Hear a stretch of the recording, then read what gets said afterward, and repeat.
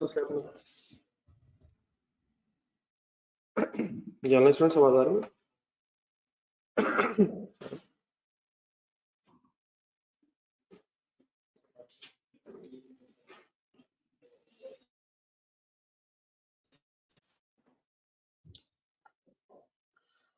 Ji online students please आवाज आ रही है?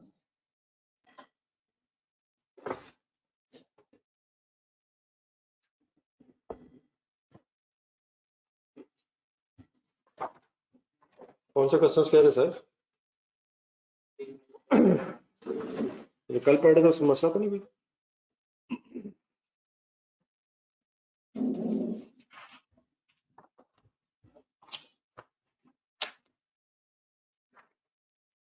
पेज नंबर 282 निकालेगा।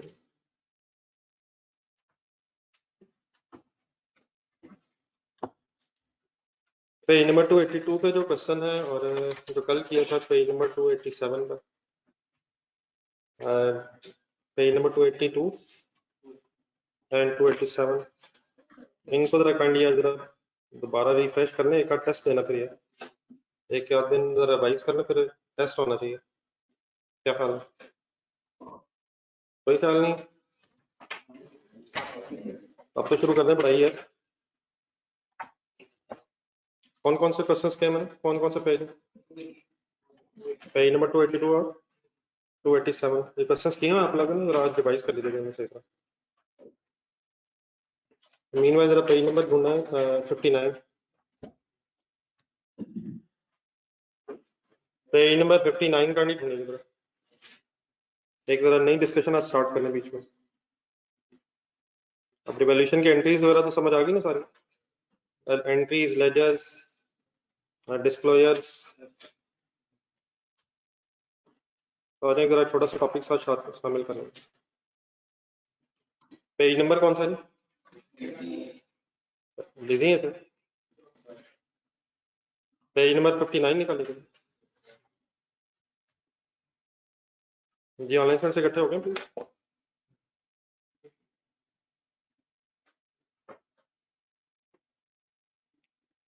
चले सर, आज हमने एक नई स्टेटमेंट सीखनी, पढ़नी शुरू करनी। That is what is the name? Statement of changes in equity. Pen हाथ में पकड़ना जरा और गौर से मेरी बातें सुने, जहां जहां जरूरत पड़े तो हाईलाइट करते रहिए।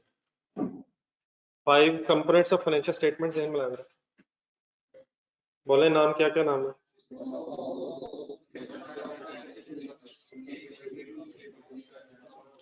Statement of financial position, statement of comprehensive income का थोड़ा सा आपको पहले आइडिया है।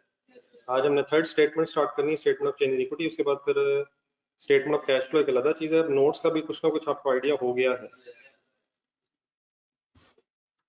ठीक है? अब ये statement of changes in equity है, ये क्या है, ये कैसे बनती है, इसको डिटेल में डिस्कस करने से पहले जरा हमें कंपनीज के बारे में, जरा लीगल रिक्वायरमेंट्स का भी आइडिया होना चाहिए। तो पहले जरा एक हेडिंग ढूंढे, introduction of business in the form of company. जहाँ पे कंपोनेंट्स लिखे हैं उसके फौरन बाद हेडिंग है। नहीं, बुक पे लिखा हुआ है सब कुछ, मैं साथ साथ देखते जहाँ जरूरत पड़ेगी वहां लिख लीजिएगा। यहाँ से ऑनवर्ड अब सारी जो हमारी डिस्कशन है ये कंपनी की फाइनेंशियल स्टेटमेंट्स के एंगल से है। तो इससे पहले कि हम और आगे चलें, कुछ legal requirements related to companies act regarding the companies, ये आपको आइडिया होना चाहिए। सबसे पहले लिखा हुआ है कंपनी क्या होती है, पेन रखने हाथ में। डेफिनेशन से लिखी हुई है, an association of persons which is registered under. Business करने के असल में 3 तरीके हैं। एक ये है कि एक इंडिविजुअल बिजनेस शुरू कर दे, सोल प्रोप्राइटर। दूसरा तरीका पार्टनरशिप बिजनेस हो जाए। और तीसरा ये है कि कुछ लोग मिलकर अगर अपने बिजनेस को securities and exchange commission of Pakistan का भी वर्ड सुना? Securities and exchange of commission of Pakistan की एब्रिविएशन भी होती है SECP। It stands for securities and exchange commission of Pakistan. तो अगर कोई एसोसिएशन ऑफ पर्सन, कुछ लोग मिलकर अपने बिजनेस को SECP में जाके, गवर्नमेंट की ऑर्गेनाइजेशन है, गवर्नमेंट का एक अदारा, उसमें जाकर रजिस्टर करना, रजिस्टर करवा लें तो फिर वो एसोसिएशन ऑफ पर्सन कंपनी के तौर पर रजिस्टर हो जाती है। फिर वो कंपनीज की भी बहुत सी टाइप्स हैं, वो मैं कुछ साथ साथ बताता हूँ। पब्लिक कंपनीज भी होती हैं, प्राइवेट कंपनीज भी हैं, आहिस्ता आहिस्ता मेरे साथ लीजिए। तो सबसे पहले व्हाट इज कंपनी? बोलना जरा देखे, कहाँ जाकर रजिस्टर हो जाए? कंपनीज एक्ट के अंडर कहाँ जाकर रजिस्टर हो जाए। SECP is an abbreviation of securities and exchange commission of Pakistan, ठीक है, ऑर्गेनाइजेशन का नाम है, गवर्नमेंट की एक ऑर्गेनाइजेशन। देन दूसरी लाइन पढ़ो, कंपनी के ओनर्स को फिर शेयर होल्डर्स कहते हैं क्योंकि उनके पास शेयर्स होते हैं। तो who is share holder? Person who owns share in the company is called as shareholder। अब शेयर क्या चीज है? शेयर किसे कहते हैं? शेयर हिस्सा। फॉर एग्जांपल किसी कंपनी का कंसंट्रेशन सुनते रहिएगा, किसी कंपनी का कैपिटल है 1 million shares of rupees 10 each. 1 million shares मैंने लिखा है ऑफ रुपीज 10 ईच मैंने लिखा है। अब 1 मिलियन मल्टीप्लाइड बाय 10 करेंगे, ये 10 मिलियन रुपीस का कैपिटल हो जाएगा। तो 10 मिलियन रुपीस के असल में 1 मिलियन हिस्से हुए हैं। अगर हर हिस्से की वर्थ 10 रुपए है और 10 मिलियन का कैपिटल है, तो इस 10 मिलियन के कैपिटल के 1 मिलियन पार्ट्स बन गए। इसमें से अगर फॉर एग्जांपल किसी के पास 5 लाख शेयर हो तो वो 50% ओनर होता है। किसी के पास अगर 1 लाख शेयर है तो वो 10% शेयर होना है। टोटल शेयर्स कितने हैं? 10 मिलियन या 10 लाख? 10 लाख शेयर्स में से अगर 1 लाख शेयर्स किसी के पास हो तो 10% हो जाए। ये 10 मिलियन मैंने क्या लिखा है? ये रुपीज है ना, मल्टीप्लाई किया मैंने 1 million shares into rupees 10 each, तो रुपीज 10 मिलियन बन गए।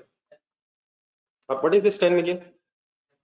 हाँ ये कैपिटल है, लेकिन क्योंकि ये कैपिटल शेयर्स में डिवाइड हुआ हुआ इसलिए कंपनी में सिर्फ वर्ड कैपिटल यूज नहीं होता, कंपनी में वर्ड हो जाता है share capital. Why share capital? Because capital of the company is divided into shares, तो देयरफॉर कंपनी के कैपिटल को बोलते हैं share capital. What is the amount of share capital? 10 million. What are the number of shares? 1 million. 1 million. What is the value per share जो मैंने इसको लिखी? अब ये 10 रुपीज क्या है ये मैं खुद से डिटेल में डिस्कस करूंगा कि क्या हर कंपनी की 10 ही होती है, तो इसका एक सेकंड पे रहने दीजिएगा। 1 मिलियन शेयर्स मैंने रखे हैं और अगर 10 रुपीज एक शेयर है फॉर एग्जांपल, तो शेयर कैपिटल की अमाउंट 10 मिलियन रुपीज हो गई। अगर 10 लाख शेयर्स में से मींस 1 मिलियन शेयर में से किसी के पास 2 लाख शेयर्स हैं तो वो 20% शेयर होल्डर। तो हु इज शेयर होल्डर? जिसके पास शेयर्स हो, तो क्योंकि उसके पास शेयर्स होते हैं इसलिए उसे शेयर होल्डर बोलते हैं, और जिसके पास जितने शेयर्स होंगे वो उतने परसेंट कंपनी का ओनर होगा। तो owners of the company are called as share holder. Why share holder? क्योंकि उनके पास शेयर्स होते हैं। तो एक एग्जांपल के तौर पर अगर अपने पास इसी पेज पे लिखते रहिएगा, ये यहाँ पे शेयर होल्डर पड़ा है तो उसके साथ फॉर एग्जांपल करके ये लिखो पहली 2 लाइनों के साथ।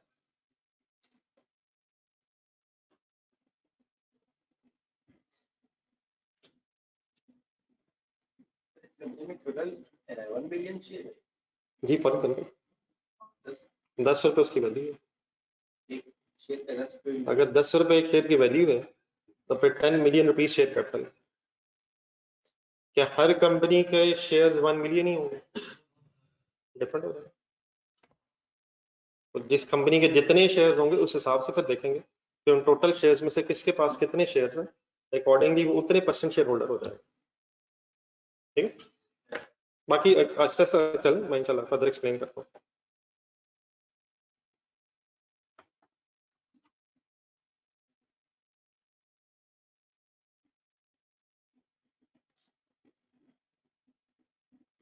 कंपनी के शेयर होल्डर्स कंपनी को अपने शेयर्स के अगेंस्ट पैसे देते हैं। Who are share holders? Company के ओनर्स हैं जिनके पास शेयर्स हैं।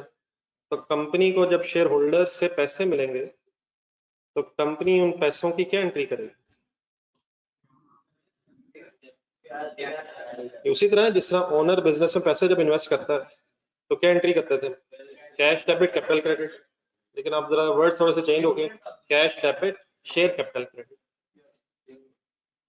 Cash debit share capital credit, एक शेयर के वर्ड साथ लग जाए।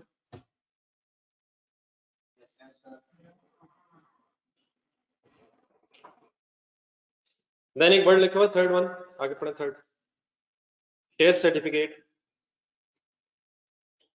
अब share certificate means evidence of ownership of the company. Share certificate ना असल में एक पेज है, जिस तरह इंशाल्लाह कुछ अरसे बाद आपने नहीं कुछ अरसे बाद इंशाल्लाह जब आपने सीए कर जाना, तो थोड़ा सा अर्सा इंशाल्लाह रहेगा, तो क्या एविडेंस होगा आपके पास कि आप चार्टर्ड अकाउंटेंट हैं? आई कैप से एक पेज आएगा, बस एक सफा, एक सर्टिफिकेट है, पेज पे लिखा हुआ है कि this person has a qualified member, उसका ये नंबर है वगैरह, स्टैंप लगी हुई है आई कैप।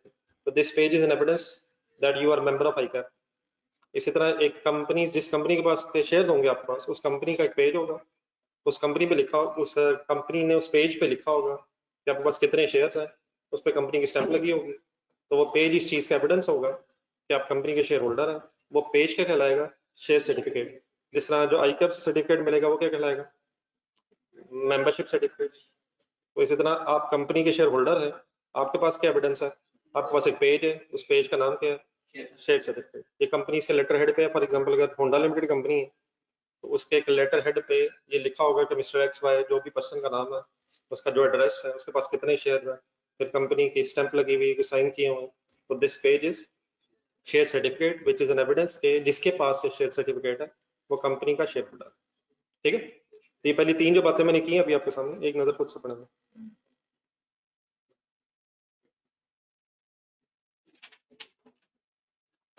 बताइए आप किस चक्कर में पढ़ गए? साथ साथ इंशाल्लाह और क्वेश्चंस हम करते रहेंगे। फिलहाल डेफिनेटली आपका जो लेवल हुआ उस लेवल तक ये क्वेश्चंस हो गए, बाकी इंशाल्लाह आप साथ साथ जैसे जैसे और टॉपिक्स आ जाएंगे साथ साथ करते रहेंगे। क्या इसके फौरन बाद आप अपने पेपर देना? अभी चीजें लिंक्ड हैं, जब हम और टॉपिक्स पढ़ेंगे बाकी अभी साथ साथ चीजें आती रहेंगी।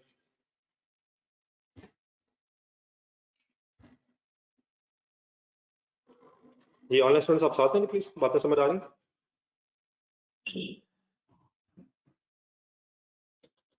जी एनी कंफ्यूजन जी? देन बेटा उसके बाद नेक्स्ट लाइन लिखें, सॉरी नेक्स्ट लाइन पढ़ते रहें। शेयर सर्टिफिकेट के बाद नेक्स्ट लाइन में लिखा है share holders elect directors to manage the affairs of the company on share holders behalf, on their behalf. अब देखिए कंपनी के जो ओनर्स हैं उनका नाम क्या है? Share holders. लेकिन अगर कंपनीज बड़ी हो जाए, फिर मल्टीनेशनल कंपनीज भी होती हैं, तो शेयर होल्डर्स ग्लोबली भी, पूरी दुनिया में भी फैले हो सकते हैं। तो सारे शेयर होल्डर्स खुद से आकर डेली बेसिस पे अपनी कंपनी के अफेयर्स को मैनेज नहीं कर सकते, इसलिए शेयर होल्डर्स क्या करते हैं? मीटिंग्स होती हैं शेयर होल्डर्स की, उन मीटिंग्स में शेयर होल्डर्स आके अपने में से कुछ लोगों को डायरेक्टर्स का डेजिग्नेशन देकर इलेक्ट कर लेते हैं। वोटिंग होती है, जिसके पास जितने शेयर होंगे अकॉर्डिंगली उसके पास उतने वोट होते हैं। तो शेयर होल्डर्स अपने वोट्स के जरिए कुछ पर्सन्स को अपने बिहाफ पे कंपनी के डायरेक्टर्स मींस मैनेजर्स अपॉइंट कर देते हैं। ठीक है, तो कौन किसको किसके मैनेज अपॉइंट कर देता है? शेयर होल्डर डायरेक्टर्स को कंपनी के अफेयर्स चलाने के लिए अपॉइंट कर देते हैं। तो फिर शेयर होल्डर्स के बिहाफ पे कंपनी चलाता कौन है? डायरेक्टर्स। लेकिन ओनर्स कौन होते हैं? Share holders. उन्होंने डायरेक्टर को उसका अपॉइंट किया ताकि उनके बिहाफ पे, शेयर होल्डर्स के बिहाफ पे कंपनी को चलाया जा सके। ठीक है, चलो आगे।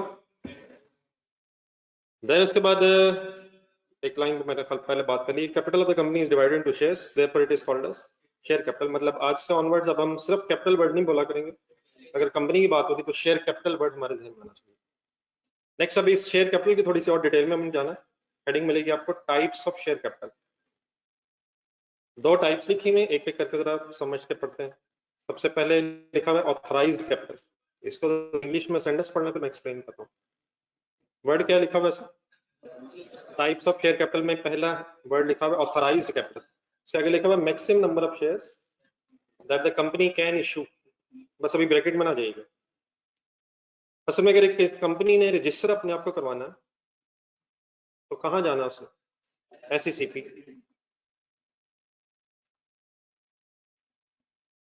कंपनी ने अगर रजिस्टर होना है तो उसे SECP में जाके अपने आप को रजिस्टर करवाना है। अब कंपनी जब SECP में जाती है तो SECP वाले, securities and exchange commission of Pakistan वाले, सबसे पहले ये पूछते हैं कि आपका कितने शेयर्स इशू करके पैसे लेने का प्लान है।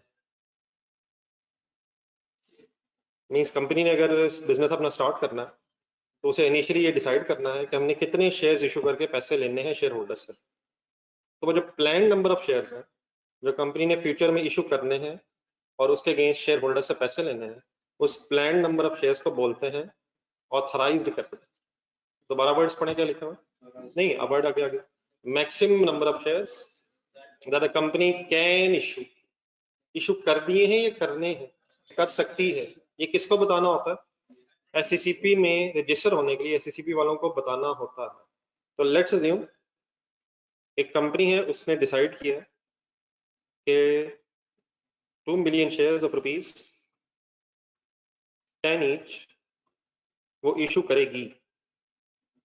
देयरफॉर उसका शेयर कैपिटल कितना होगा? 20 मिलियन। 2 मिलियन शेयर्स है, रुपीज 10 ईच, तो 20 मिलियन। अगर ये शेयर्स इशू करने का प्लान है तो 2 मिलियन शेयर्स है, लेकिन मल्टीप्लाई बाय 10 करके जो 20 मिलियन रुपीज हैं, इसको बोलते हैं, नहीं इसको बोलेंगे authorised share capital. What are authorised number of shares? 2 million, उसको 10 से जब मल्टीप्लाई कर दिए तो ऑथराइज्ड शेयर कैपिटल की अमाउंट आ, ठीक है। तो let's assume for a sake of discussion कि कंपनी ने रजिस्टर होना, और मैं अज्यूम ये कर रहा हूँ कि उस कंपनी का सपोज ये प्लान है कि 2 मिलियन शेयर्स इशू करके उसने शेयर होल्डर से पैसे लेने हैं। क्या इशू कर दिए हैं?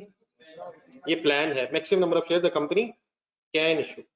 अब इसकी ब्रैकेट पढ़े जो इस लाइन के एंड में लिखी हुई, एंट्री किस चीज की होगी? जो शेयर इशू होंगे या जो इशू करने होंगे? जो एक्चुअली शेयर इशू होंगे, एंट्री तो उसकी होगी। तो ये सिर्फ कंपनी को रजिस्टर होने के लिए एससीसीपी में इन्फॉर्म करना होता है, तो इसकी डबल एंट्री कोई नहीं है। इसमें से जितने शेयर्स कंपनी इशू करेगी फिर उसकी एंट्री होगी। लेट्स अज्यूम इनिशियली प्लान तो ये है कि 2 मिलियन शेयर्स इशू करेंगे, लेकिन वक्ती तौर पे एज अ स्टार्ट कंपनी का ख्याल ये है, कंपनी के मैनेजमेंट का ख्याल ये है कि अगर 12 lakh shares of rupees 10 each issue कर दिए जाए तो फिलहाल ये पैसे काफी हैं। तो वो जो 12 लाख इशू करेंगे उसे फिर क्या बोलेंगे? Issued share capital. लेकिन अगर 20 लाख में से 12 लाख इशू हो जाए तो अभी भी फर्दर कितने इशू हो सकते हैं? 8 लाख बाद में और इशू हो सकते हैं। अब लेट्स से हम फ्यूचर में कभी जाके 8 लाख शेयर्स और इशू हो गए, तो अब इशूड शेयर कैपिटल किसके बराबर हो जाएगा? ऑथराइज शेयर कैपिटल के। लेकिन सपोज कुछ अरसे बाद अब कंपनी को दोबारा जरूरत पड़ी है कि हम फर्दर शेयर्स इशू करके शेयर होल्डर से पैसे लें, हम बिजनेस और एक्सपेंड कर लें, तब अगर issued share capital authorise share capital के इक्वल हो गया तो अब फर्दर शेयर्स इशू करने से पहले इस कंपनी को दोबारा एससीसीपी जाना होगा और अपनी ऑथराइज शेयर कैपिटल की लिमिट को इंक्रीज करवाना होगा, और फिर इंक्रीज लिमिट अगर हो जाएगी फिर कंपनी फर्दर इशू शेयर कर सकती है। इन अदर वर्ड्स, किसी भी स्टेज पे issued share capital can not be more than the authorised share capital. लेकिन क्या ये उससे कम हो सकता है? इशूड कम तो हो सकता है, लेकिन मैक्सिमम कितना हो सकता है? ऑथराइज के। और अगर उसके बाद भी कंपनी फर्दर शेयर इशू करना चाह रही है तो उससे पहले ऑथराइज शेयर कैपिटल की लिमिट जो है एससीसीपी में जाके बढ़ानी पड़ेगी। तो एंट्री बारल किस चीज की होगी? इशूड की या ऑथराइज की?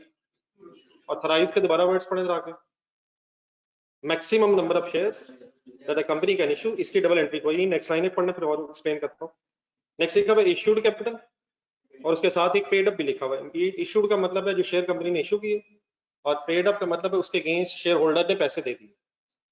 तो पाकिस्तान में कुछ लीगल फॉर्मेलिटी साथ साथ बताऊंगा। पाकिस्तान में जितने शेयर्स इशू होते हैं, जितनी प्राइस पे इशू होते हैं, ये रिक्वायर्ड है कि शेयर होल्डर्स उतने ही पैसे साथ ही पे कर दें। तो इसलिए पाकिस्तानी कॉन्टेक्स्ट में इशूड कैपिटल और पेड अप कैपिटल एक ही चीज होती है।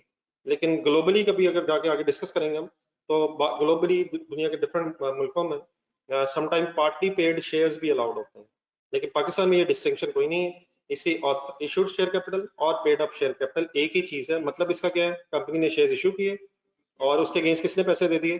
शेयर होल्डर्स ने कंपनी को पैसे दे दिए। उसका मीनिंग क्या बनेगा? एक सेंटेंस पढ़े, actual number of shares in issue at any point in time. Words का डिफरेंस समझ आ गया? ऑथराइज क्या था? जो मैक्सिमम इशू किए जा सकते हैं, और इशूड क्या है? जो एक्चुअली शेयर्स इशू हो गए हैं। For the sake of discussion मैंने अज्यूम किया था कि 20 मिलियन का शेयर कैपिटल है, तो लेट्स अज्यूम अगर इसमें से 12 lakh shares of rupees 10 each issue कर दिए जाएं, तो 12 लाख इंटू 10 12 मिलियन रुपीज का नाम फिर क्या बन जाएगा? बोले बोले बोला इश्यूड शेयर कैपिटल, और इसी के लिए दूसरा भी नॉर्म क्या यूज किया जा सकता है, इश्यूड या पेड अप शेयर कैपिटल। ये बात अंडरस्टैंडेबल है, लेकिन डेफिनेटली मेरी इस एग्जांपल के बेस पे अभी फर्दर और कितने इशू किए जा सकते हैं, 8 लाख इशू किए जा सकते हैं। अब ये कब इशू करने होते हैं वो तो डेफिनेटली मैनेजमेंट का अपना डिसीजन है, लेकिन अगर फर्दर बिजनेस एक्सपेंड करना है, और मशीनरी लेनी है, और बिल्डिंग की जरूरत पड़ गई है, बिजनेस की एक्सपेंशन के लिए और पैसे चाहिए, बैंकों से लोन भी लिए जा सकते हैं, फर्दर शेयर होल्डर्स को इशू करके भी पैसे लिए जा सकते हैं। लेकिन बहरहाल यहाँ तक जो बात हुई है, issued share capital can not be more than the authorised share capital, but it can be equal. अगर जितने इशू कर सकते थे हम वो सारे इशू कर दिए, तो ऑथराइज्ड शेयर कैपिटल और इशूड कैपिटल बराबर हो सकता है। फर्दर शेयर्स अगर इशू करने हैं तो आपको फिर पहले ऑथराइज्ड शेयर कैपिटल की लिमिट इंक्रीज करवानी पड़ेगी। क्लियर है वर्ड्स में? जी, किसी बात में कोई कंफ्यूजन?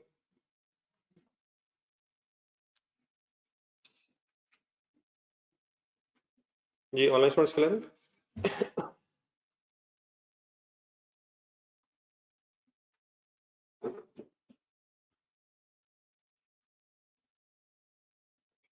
Any confusion जी anyway?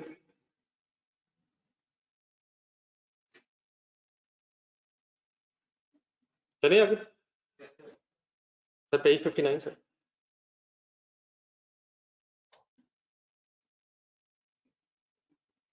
देन जहां बेटा इशूड कैपिटल की हेडिंग थी उसके फौरन बाद अगली लाइन में है, every share has a registered price. ये मैं बार बार अभी आपके सामने 10 रुपए लिख रहा था, 10 ईच 10 ईच 10 ईच।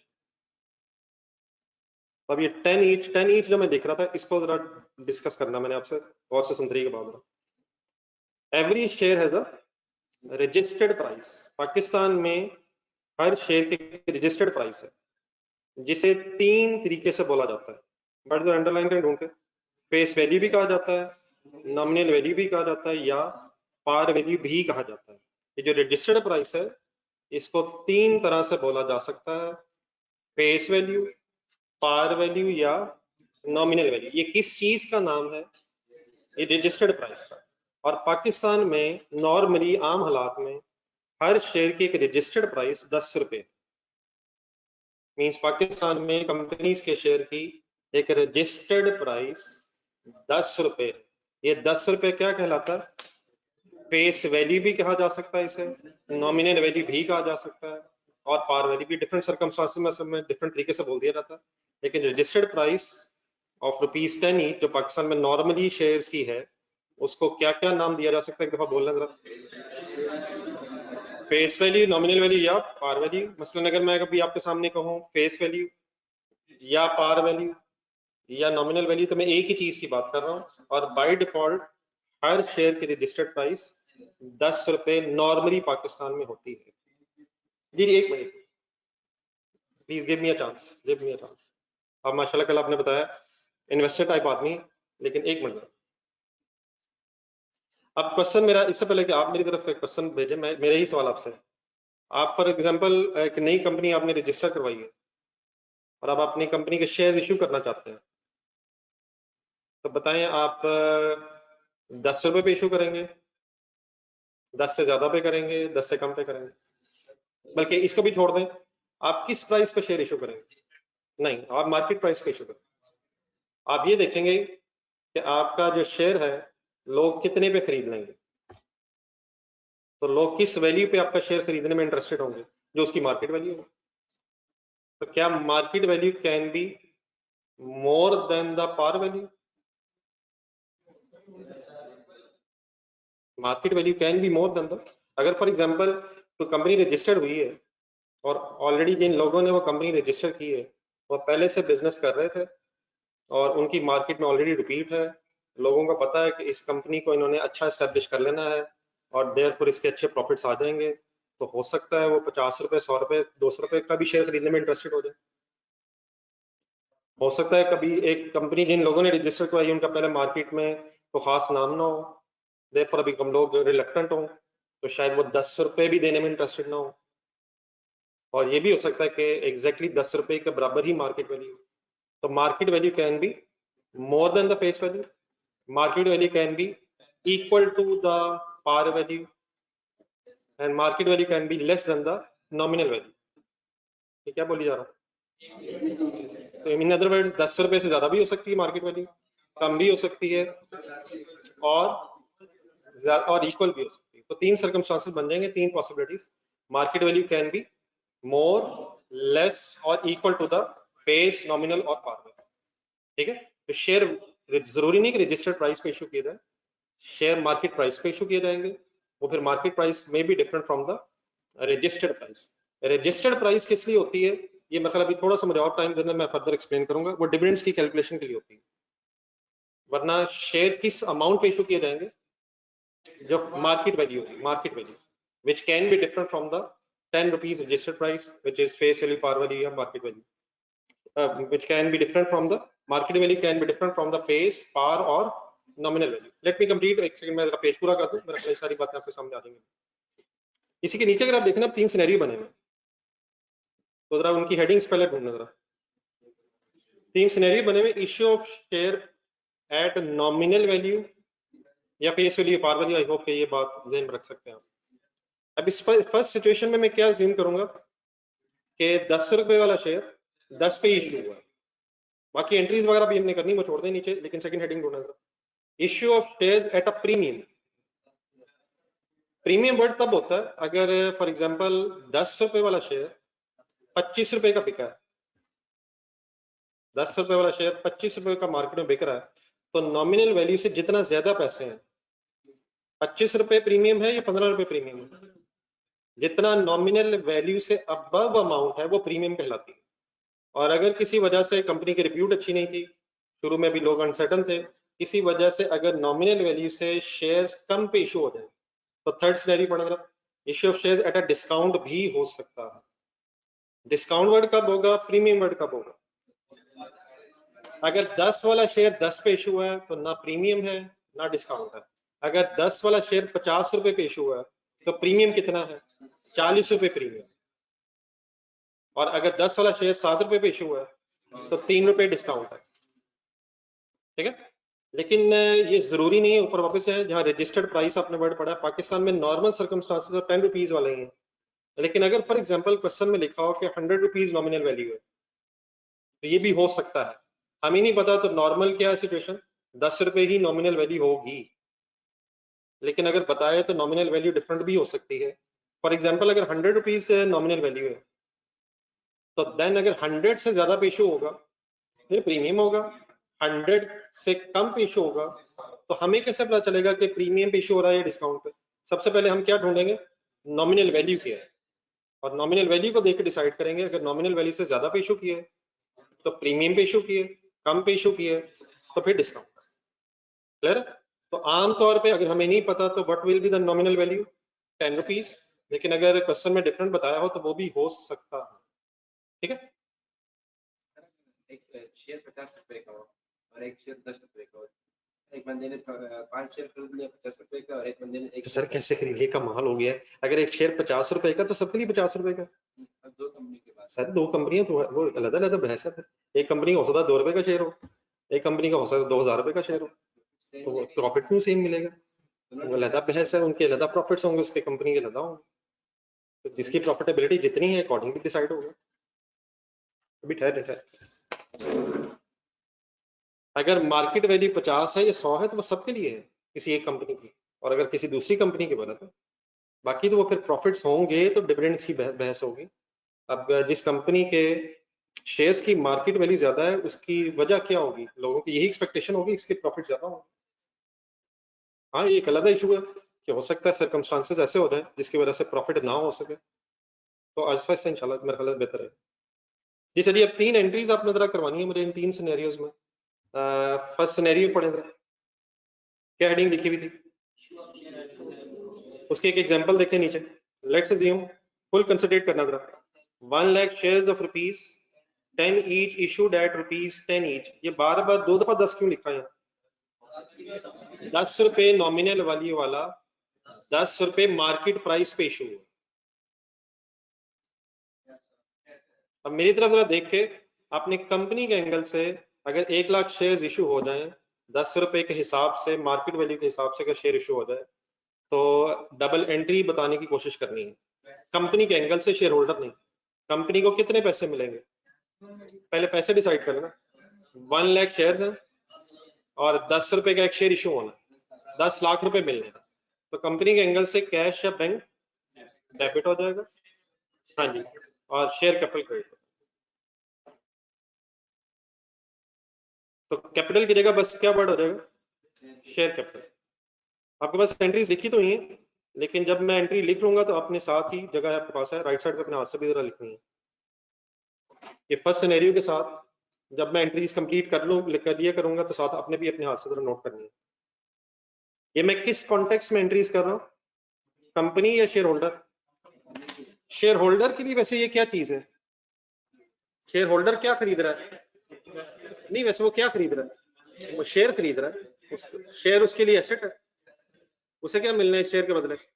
डिविडेंड्स मिलेंगे, प्रॉफिट्स में से हिस्से मिलेंगे। तो शेयर होल्डर के लिए शेयर जो है एक एसेट के तौर पे होगा, लेकिन जो कंपनी है उसके लिए पैसे ओनर से आ रहे हैं, इसलिए शेयर कैपिटल क्रेडिट होता है। What is the difference in this entry and those entries जो आप पहले पढ़ते रहे कैपिटल की? सवाई कैपिटल के साथ शेयर कैपिटल वर्ड आ गया, मेरा ख्याल और कुछ नहीं है। क्या ख्याल है? ओनर अगर बिजनेस में पैसे इन्वेस्ट करता था तो आप क्या एंट्री करते हैं? तो कैपिटल के साथ, लेकिन क्या वर्ड आ गया, शेयर कैपिटल। कंपनीज के एंगल से ही आएगा। अब जरा अपने जहन में स्टेटमेंट ऑफ फाइनेंशियल पोजीशन बनाया जरा, बनती है? सबसे पहले क्या उसमें आता है, जान दे यार, एसेट्स ही आते हैं। स्टेटमेंट ऑफ फाइनेंशियल पोजीशन यार, कौन से एसेट्स पहले आते हैं? नॉन करंट के बाद क्या आएंगे? तो एसेट्स की इस वक्त बहस नहीं हो रही, इक्विटी में आ जाएगा।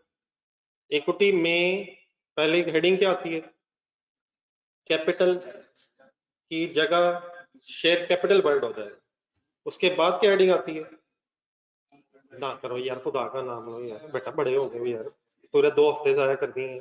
फिर रिटेन्ड अर्निंग्स वर्ड आएंगे और फिर रिवैल्यूएशन सरप्लस आएगा, फिर इक्विटी पूरी हो जाएगी, उसके बाद फिर नॉन करंट लायबिलिटीज आएंगे। तो 3 कंपोनेंट्स तो आपका पहले ही पता है यार। कौन कौन से 3 पता है? कैपिटल था पहले word, retained earnings, revaluation surplus, लेकिन कैपिटल के साथ अब क्या वर्ड आ गया, share capital, retained earnings, revaluation surplus, उसका फिर टोटल हो जाएगा। देन उसके बाद वही नॉन करंट लायबिलिटीज। तो कैपिटल की जगह क्या वर्ड हो गया, शेयर कैपिटल। Any confusion? ये ऑनलाइन स्टूडेंट्स आप लोगों को पहली एंट्री समझ आ गई?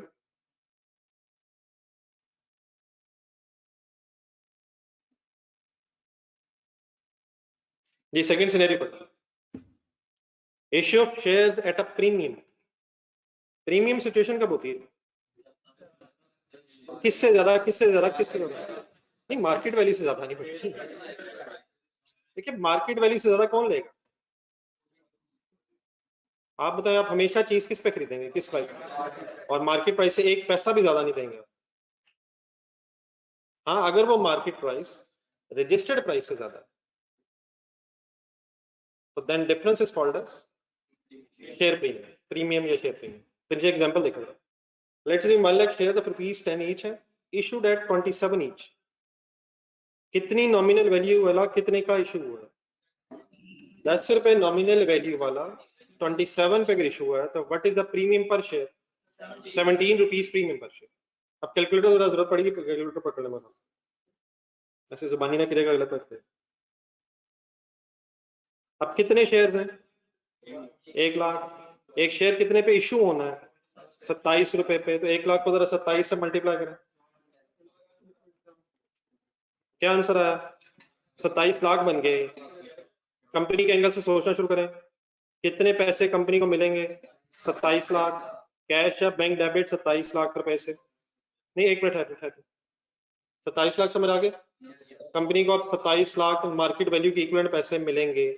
देन जरा काइंडली बोर्ड पे देखें जरा, कुछ मैंने आपको लीगल रिक्वायरमेंट साथ साथ बताने कंपनीज के एंगल से। तो कंपनीज एक्ट की रिक्वायरमेंट ये है कि शेयर कैपिटल हमेशा नॉमिनल वैल्यू ऑफ शेयर से ही क्रेडिट होना है, ताकि शेयर होल्डर्स को जरा अलग अलग प्रेजेंटेशन दिखाई जा सके। लेकिन डेफिनेटली एंट्री बैलेंस नहीं होगी। किस तरफ डिफरेंस आ रहा है, किस अमाउंट में? क्रेडिट अमाउंट्स में डिफरेंस कितना आ रहा है?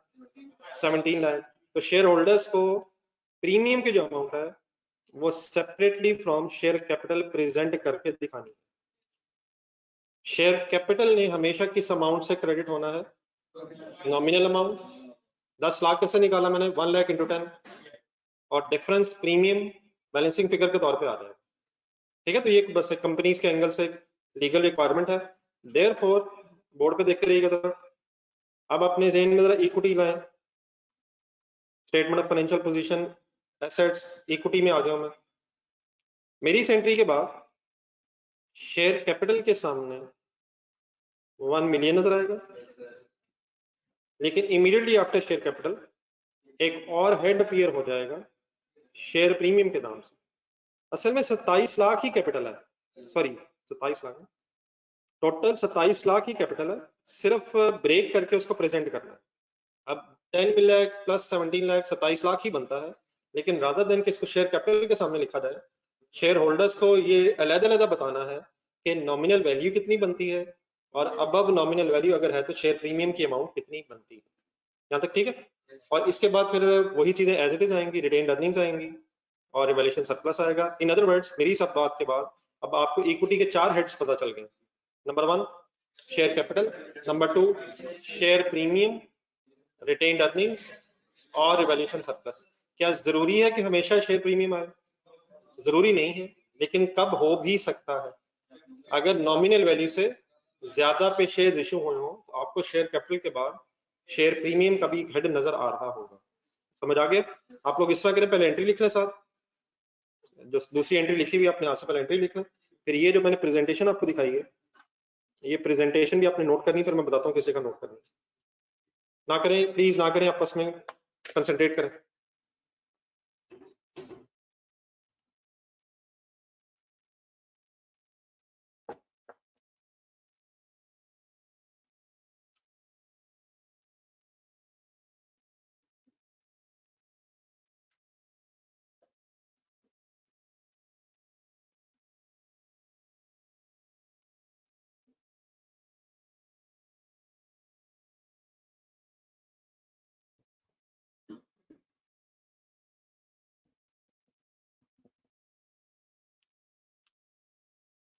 अब पेज के नीचे जगह है, अगर एक एंट्री जहाँ लिखने के बाद एरो बना के नीचे चल जाए,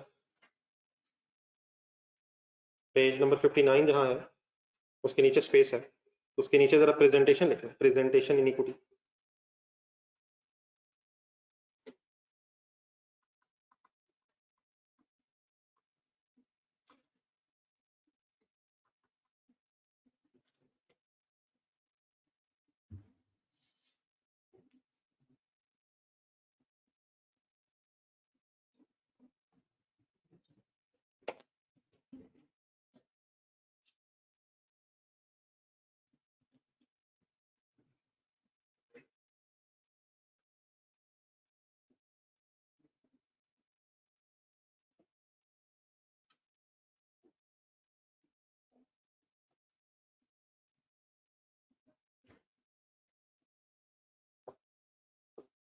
share premium statement of profit loss में कहाँ नजर आता है? स्टेटमेंट ऑफ प्रॉफिट लॉस में कहीं नजर नहीं आता। Statement of profit and loss में कहीं नजर नहीं आता। स्टेटमेंट ऑफ फाइनेंशियल पोजीशन में कहाँ नजर आता है? इक्विटी में कहाँ नजर आता है? शेयर कैपिटल के बाद। तो स्टेटमेंट ऑफ प्रॉफिट लॉस में कहीं नजर नहीं आता। ये कैपिटल है, इक्विटी में ही नजर आएगा, प्रेजेंटेशन बस अलग अलग होगी। ठीक है जी? Online students please clear? बड़ा बस करो यार, कर तो कुछ नहीं रहे आप, मैं ही शायद डिस्टर्ब कर रहा हूँ। कैंडी दोनों उठ के जरा अलग रहता हो जाए। नहीं कर, आप कुछ नहीं रहे, मैं ही वैसे तंग कर रहा हूँ। तो कैंडी आगे आगे आ रहा, माजरत आपको डिस्टर्ब कर रहा हूँ। आप भी कैंडी प्लीज। मैं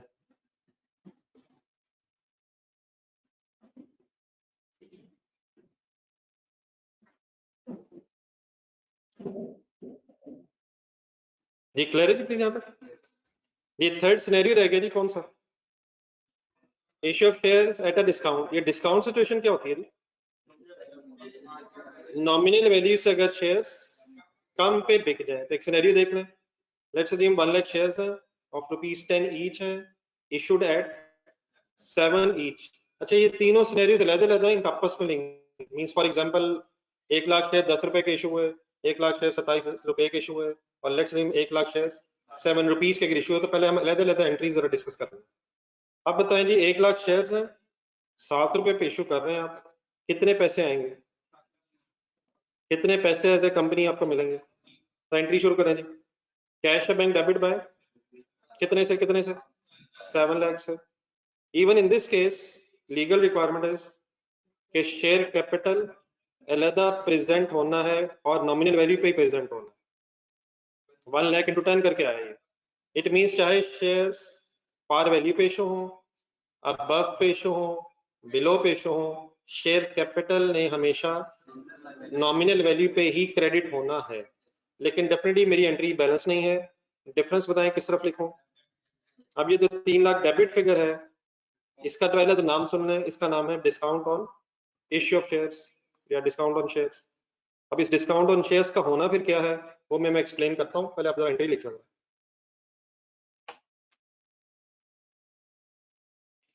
चाहे शेयर्स नॉमिनल वैल्यू पे इशू हो, अबव नॉमिनल वैल्यू या below nominal value, share capital ने हमेशा किस अमाउंट से क्रेडिट होना है? नॉमिनल वैल्यू ऑफ शेयर्स हमने क्वेश्चन में ढूंढा करनी है। उसके मुताबिक इस केस में मैंने क्या किया, 1 लाख shares multiplied by 10 is equal to 1 million से क्रेडिट किया है। तो एंट्री का डिफरेंस जो है वो डेबिट अमाउंट्स में इसलिए आ गया क्योंकि पैसे कम आए हैं। तो प्रीमियम कब आया करेगा? जब कैश ज्यादा है, ऐसे ही किससे ज्यादा है? और डिस्काउंट कब आएगी? जब नॉमिनल वैल्यू से कैश कम मिला होगा। अब इसकी प्रेजेंटेशन, ये जो डिस्काउंट है, इस डिस्काउंट ने कहा नजर आना? नहीं, एक सेकंड, वो तो नीचे लिखा, अभी तो पता ही नहीं आपको। मैं वैसे ही पहले आपसे खुद नीचे लगा, वो अभी जरा हमें क्वेश्चन करेंगे, फिर उसको मैं डिटेल में डिस्कस करूंगा। यहाँ शायद हमें थोड़ी सी रिवैल्यूएशन जरा अगर जहन में आ जाए तो हमें हेल्प हो सकती है। अगर इस इशू से पहले, इस डिस्काउंट पे शेयर्स इशू करने से पहले तो कंपनी के पास प्रीमियम का बैलेंस पड़ा है, तो याद है कि सरप्लस पड़ा और लॉस आ जाए तो फिर क्या होता है? लॉस का फिर सरप्लस एडजस्ट होता है, ठीक है। और अगर बैलेंसिंग वगैरह बच जाए तो वो फिर उसका अलग ट्रीटमेंट होता है, प्रॉफिट लॉस में हो जाता है। तो ये जो डिस्काउंट है, अगर तो शेयर प्रीमियम पड़ा है, हो सकता है कभी पहले शेयर इशू किए थे और उस वक्त मार्केट वैल्यू ज्यादा थी नॉमिनल वैल्यू से, तो शेयर प्रीमियम का बैलेंस पड़ा था। तो अगर तो शेयर प्रीमियम का बैलेंस पड़ा था और डिस्काउंट आई है, तो अब इस डिस्काउंट ने उस शेयर प्रीमियम के बैलेंस से नेट ऑफ हो जाना, एडजस्ट हो जाना। प्रीमियम का बैलेंस इस एडजस्टमेंट के बाद कम हो जाएगा और हो सकता है कि जीरो ही हो जाए। लेकिन अगर प्रीमियम है ही नहीं और डिस्काउंट आ जाए तो देन क्या होना है? जरा एक सेकंड बोर्ड पे देखिएगा। इक्विटी ध्यान में लाए,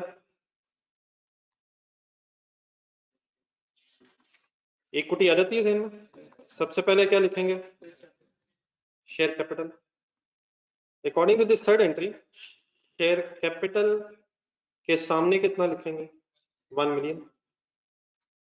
अब अगर तो प्रीमियम का बैलेंस था तो डिस्काउंट उससे नेट ऑफ होकर आ जाएगी। लेकिन मैं आप किस सिनेरियो में बात कर रहा हूँ? सपोज प्रीमियम नहीं था, तो अगर प्रीमियम नहीं था तो सिंपली क्या होना, जिस तरह शेयर प्रीमियम इसके नीचे आया था, डिस्काउंट भी इसके नीचे ही आनी है।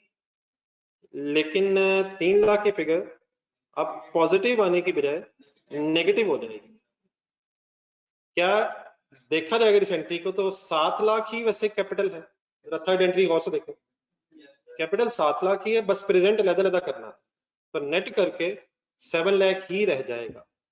लेकिन नेट करके 7 लाख नहीं लिखना, शेयर कैपिटल के सामने नॉमिनल वैल्यू और शेयर होल्डर्स को दिखाना है कि 3 लाख डिस्काउंट पे शेयर्स इशू हुए हैं। मसलन फॉर एग्जांपल जरा बोर्ड पे देखें, अगर मैं बस ये इस तरह लिख दूं तो अलग-अलग क्या क्या नहीं पता चलेगा कि नॉमिनल वैल्यू कितनी है और डिस्काउंट कितनी है। हो सकता है नॉमिनल वैल्यू 12 लाख हो, डिस्काउंट 5 लाख हो सकता है 15 लाख हो, डिस्काउंट 8 लाख हो। तो अलग दिखाने का मकसद सिर्फ क्या है कि पता चल जाए नॉमिनल वैल्यू क्या थी और डिस्काउंट क्या, या discount on issue of shares का क्या होगा या क्या होगा, या तो प्रीमियम से एडजस्ट हो जाएगा, और अगर प्रीमियम नहीं है या कम है तो बैलेंसिंग फिगर जो बच जाएगी वो एक नेगेटिव फिगर के तौर पे इक्विटी का पार्ट बन जाएगी। ठीक है, इसकी प्रेजेंटेशन लिखना जरा, जो इसके नीचे भी लाइन लिखी है वो मेरे साथ पढ़िएगा जो लिखा हुआ, और उसको शायद हम अभी सारा अंडरस्टैंड ना कर सकें, पहले ये बना लें फिर मैं समझाता हूँ वो क्या लिखा हुआ, जितना भी हो सकता है, फिर बाकी वरना क्वेश्चन करेंगे। बन जाएगी नीचे जगह थोड़ी सी, इसके साथ भी लेफ्ट साइड पे अगर कोशिश करना।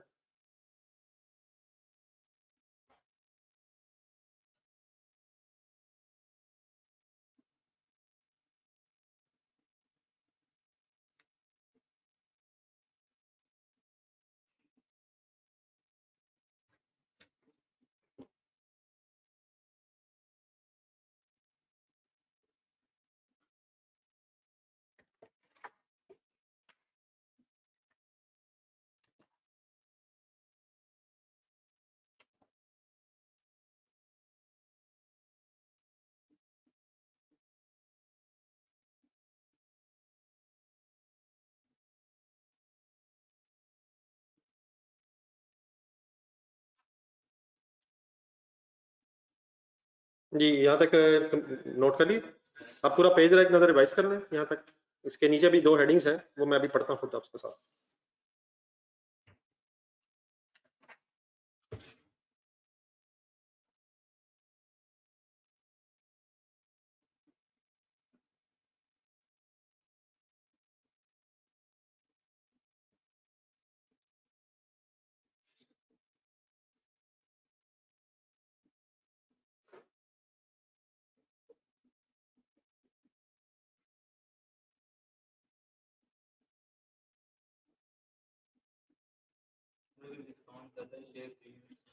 तो वो फिर बैलेंसिंग फिगर ऐसे आ जाएगी। फॉर एग्जांपल अगर 2 लाख का प्रीमियम पड़ा होता तो पहले 2 लाख की डिस्काउंट उस 2 लाख से नेट ऑफ हो जाती, 1 लाख नेगेटिव आ जाता।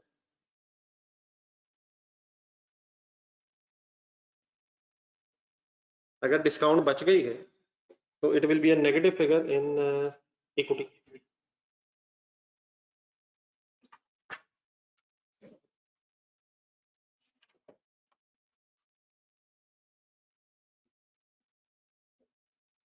जी ऑनलाइन स्टूडेंट्स, आपको तो नहीं कोई क्वेश्चन आ गया यहाँ पे?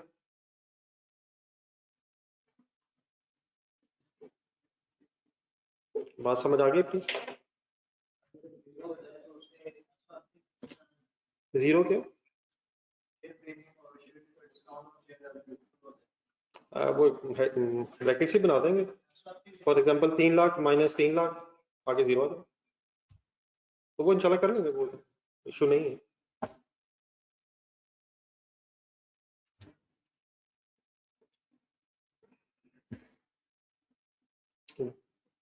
ये थर्ड चलो, थर्ड एंट्री के नीचे एक सेंटेंस लिखा हुआ, जरा पढ़ेंगे मेरे साथ। Discount on issue of share is adjusted from share premium. ठीक है, but if it is not available then, अभी कुछ कॉलम्स का यहाँ जिक्र है, वो भी हमने एक स्टेटमेंट बनानी सीखनी है, उसमें कुछ कॉलम्स हैं। मेरे साथ पढ़े, मैं एक सेंटेंस को थोड़ा सा भी अभी तक जो समझ आ सकता है उस एंगल से पढ़ता हूँ। Then share discount is a negative figure in the equity, ऐसे ही है। लेकिन वो क्योंकि अभी एक स्टेटमेंट हमने बनानी है, उस स्टेटमेंट में कुछ कॉलम होंगे, तो अगर वैसे कोई कॉलम जहन में लाए, शेयर प्रीमियम का एक कॉलम जहन में लाए जरा। अगर शेयर प्रीमियम पड़ा है तो फिर तो उस कॉलम में से लेस कर देंगे। फॉर एग्जांपल 3 लाख है और पूरा ही 3 लाख अगर है तो लेस हो जाएगा और जीरो हो जाएगा। लेकिन अगर शेयर प्रीमियम है ही नहीं तो उसकी जगह फिर एक अलग कॉलम बना लेंगे, किस नाम से?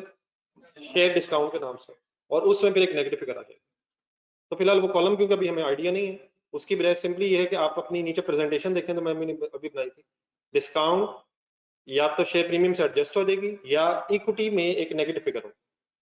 फिर इस नेगेटिव फिगर को प्रेजेंट कैसे करना है वो यहाँ लिखा होगा, तो वो इंशाल्लाह फिर अभी क्वेश्चन करते हैं एक आध दिन में, तो वहां तक पहुंच जाएंगे।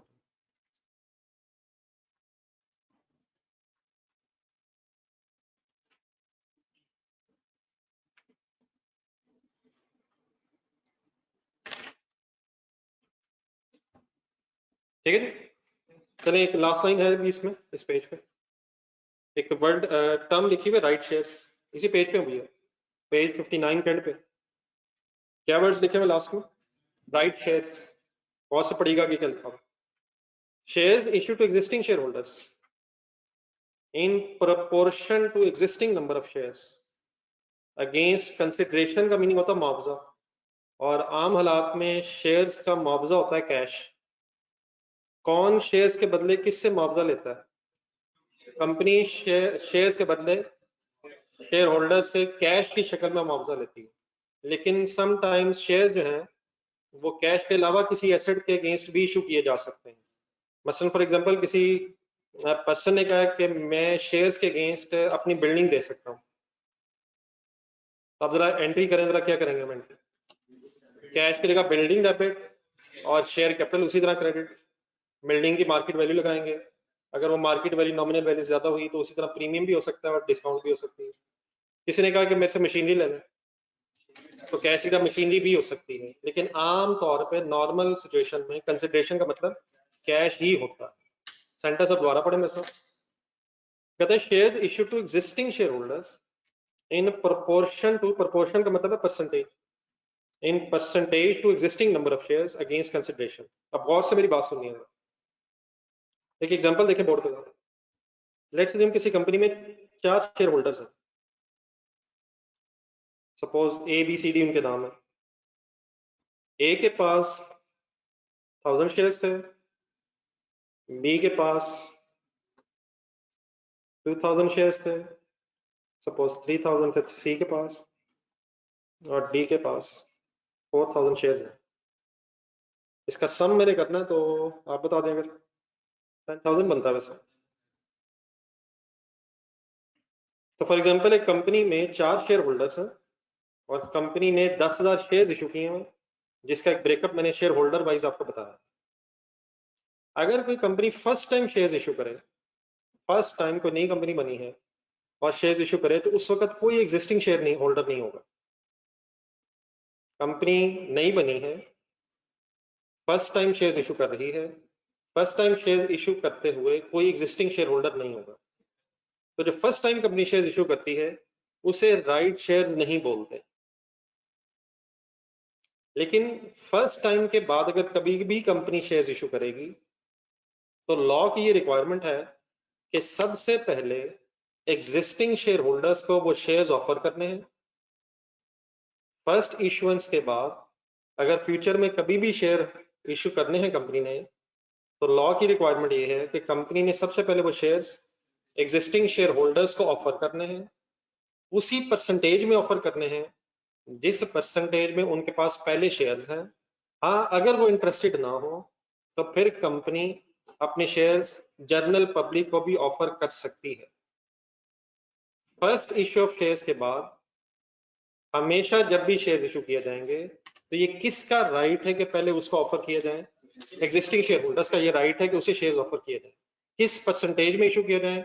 जिस परसेंटेज में उनके पास पहले शेयर्स हैं। मैंने बिल्कुल सिंपल से फिगर्स लिखने की कोशिश की थी। अगर ए के पास 1000 शेयर्स हैं और टोटल 10,000 शेयर्स हैं, तो ए के पास फिर 10% शेयर्स हैं, बी के पास 20% है, 30% है एंड 40% है टोटल शेयर्स का। अब फॉर एग्जांपल अगर इस कंपनी ने 1000 फर्दर शेयर्स इशू करने हैं, तो सबसे पहले इसने ये शेयर्स किसको ऑफर करने हैं? ए बी सी डी को, नहीं ए को नहीं, ए बी सी डी को, सबको, सब एग्जिस्टिंग शेयर होल्डर्स को। किस रेशो में? जिस रेशो में इनके पास पहले शेयर्स हैं। इन अदर वर्ड्स इस 1000 में से 100 शेयर्स किसको ऑफर होंगे, 200 किसको होंगे? ये कैसे बनाया 100 मैंने? 1000 का 10%, 1000 का 20%, 30% और 40%। तो ये जो फर्स्ट टाइम शेयर्स इशू होने के बाद फर्दर शेयर्स इशू हो रहे हैं, इसको क्या लिखा जाएगा? ये है राइट शेयर्स।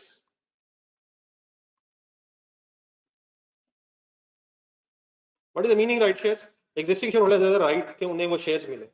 हाँ, अगर फॉर एग्जांपल वो नहीं लेंगे तो वो एक अलग इंशाल्लाह बहस हो जाएगी, वो इंशाल्लाह फर्दर बाद में डिस्कस कर लेंगे कि उस केस में फिर अगर ये एग्जिस्टिंग शेयर होल्डर शेयर्स नहीं लेंगे तो क्या होना है। राइट शेयर्स का अगर कभी टर्म यूज हो जाए तो आपको क्या पता चलना चाहिए? अब सेंटेंस मेरे साथ दोबारा पढ़ना।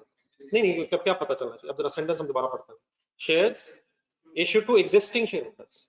ये जो एग्जिस्टिंग शेयर होल्डर्स पे शेयर्स इशू हो रहे हैं, इसका मतलब फिर ये है कि first time issuance of share is not called as right shares, लेकिन after first time issue of share, second time हो, थर्ड टाइम हो, फिफ्थ ईयर टाइम हो and so on, first issue के बाद अगर कोई भी शेयर इशू हो रहा है तो उसे फिर राइट शेयर इसलिए बोलते हैं क्योंकि वो एग्जिस्टिंग शेयर होल्डर्स को उसी प्रोपोर्शन में, उसी परसेंटेज में मिलने होते हैं जिस प्रोपोर्शन से पहले उनके पास शेयर्स मौजूद हैं। ठीक है, तो राइट शेयर्स में भी शेयर्स इशू हो रहे हैं, सिर्फ ये सिचुएशन है जिसमें एग्जिस्टिंग शेयर होल्डर्स को शेयर्स इशू किए जाते हैं। इसकी डबल एंट्री में कोई इशू मसला नहीं है, कंपनी को कैश मिलना है, शेयर्स के अगेंस्ट मिलना है, क्या एंट्री होगी?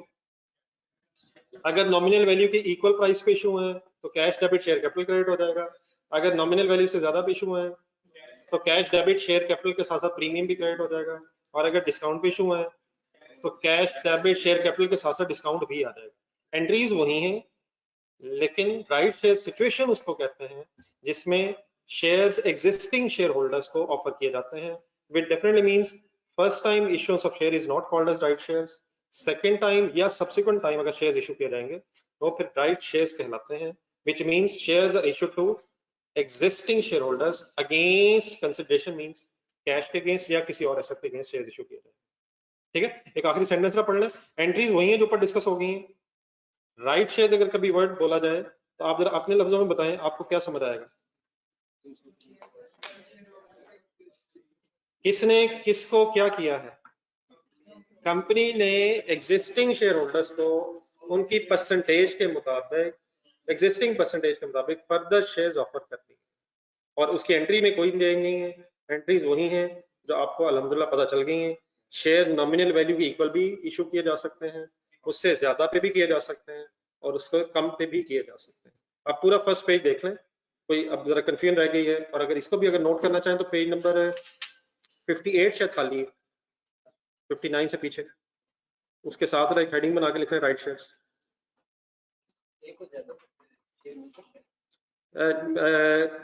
लॉ यही है, लेकिन अगर बाकी ना लें तो फिर एक कह सकता मुझे ऑर्डर है, ऑफर इन्हीं को होंगे, इसी परसेंटेज में होंगे, लेकिन अगर कोई खरीदने में इंटरेस्टेड नहीं है फिर उनकी जगह पहले अगर इनमें से कोई लेना चाहता है वो ले ले, और अगर इनमें कोई भी इंटरेस्टेड नहीं है तो वो फिर जनरल पब्लिक को भी ऑफर किए जा सकते हैं।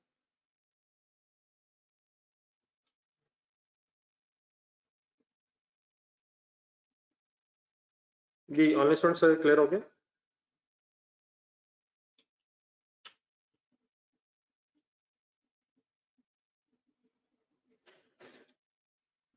ये वैसे छुट्टियां कब खत्म होनी है? आपकी किसी से बात हुई हो? ये शुरू भी अपनी मर्जी से होती हैं और एंड अल्लाह करे हो जाए। वैसे आज तो वैसे मुझे पूरी उम्मीद थी कि कुछ ना कुछ आ जाएंगे, लेकिन लगता है इन ट्रांजिट पड़ रहे हैं। ये तो अच्छी उम्मीद रखनी चाहिए।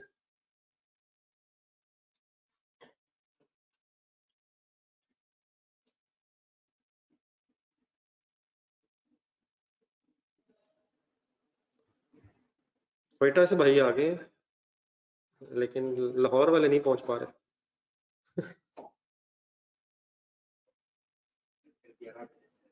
जी कल दिन 11 बजे से हाँ, इतना टाइम लग गया होगा, बाई ट्रेन इतना तो लग ही जाता होगा। By train, by train, train पे या बस बस? ट्रेन तो स्टे करती होगी, स्टे करती आती होगी।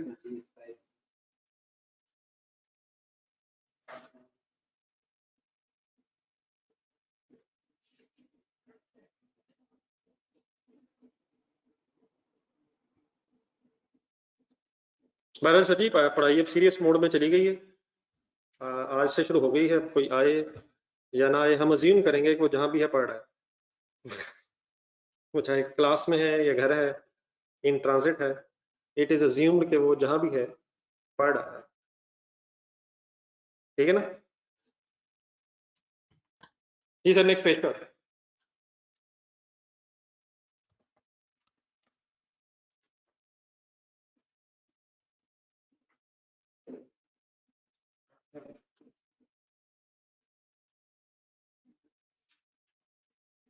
जी पेज नंबर 60 करें स्टार्ट।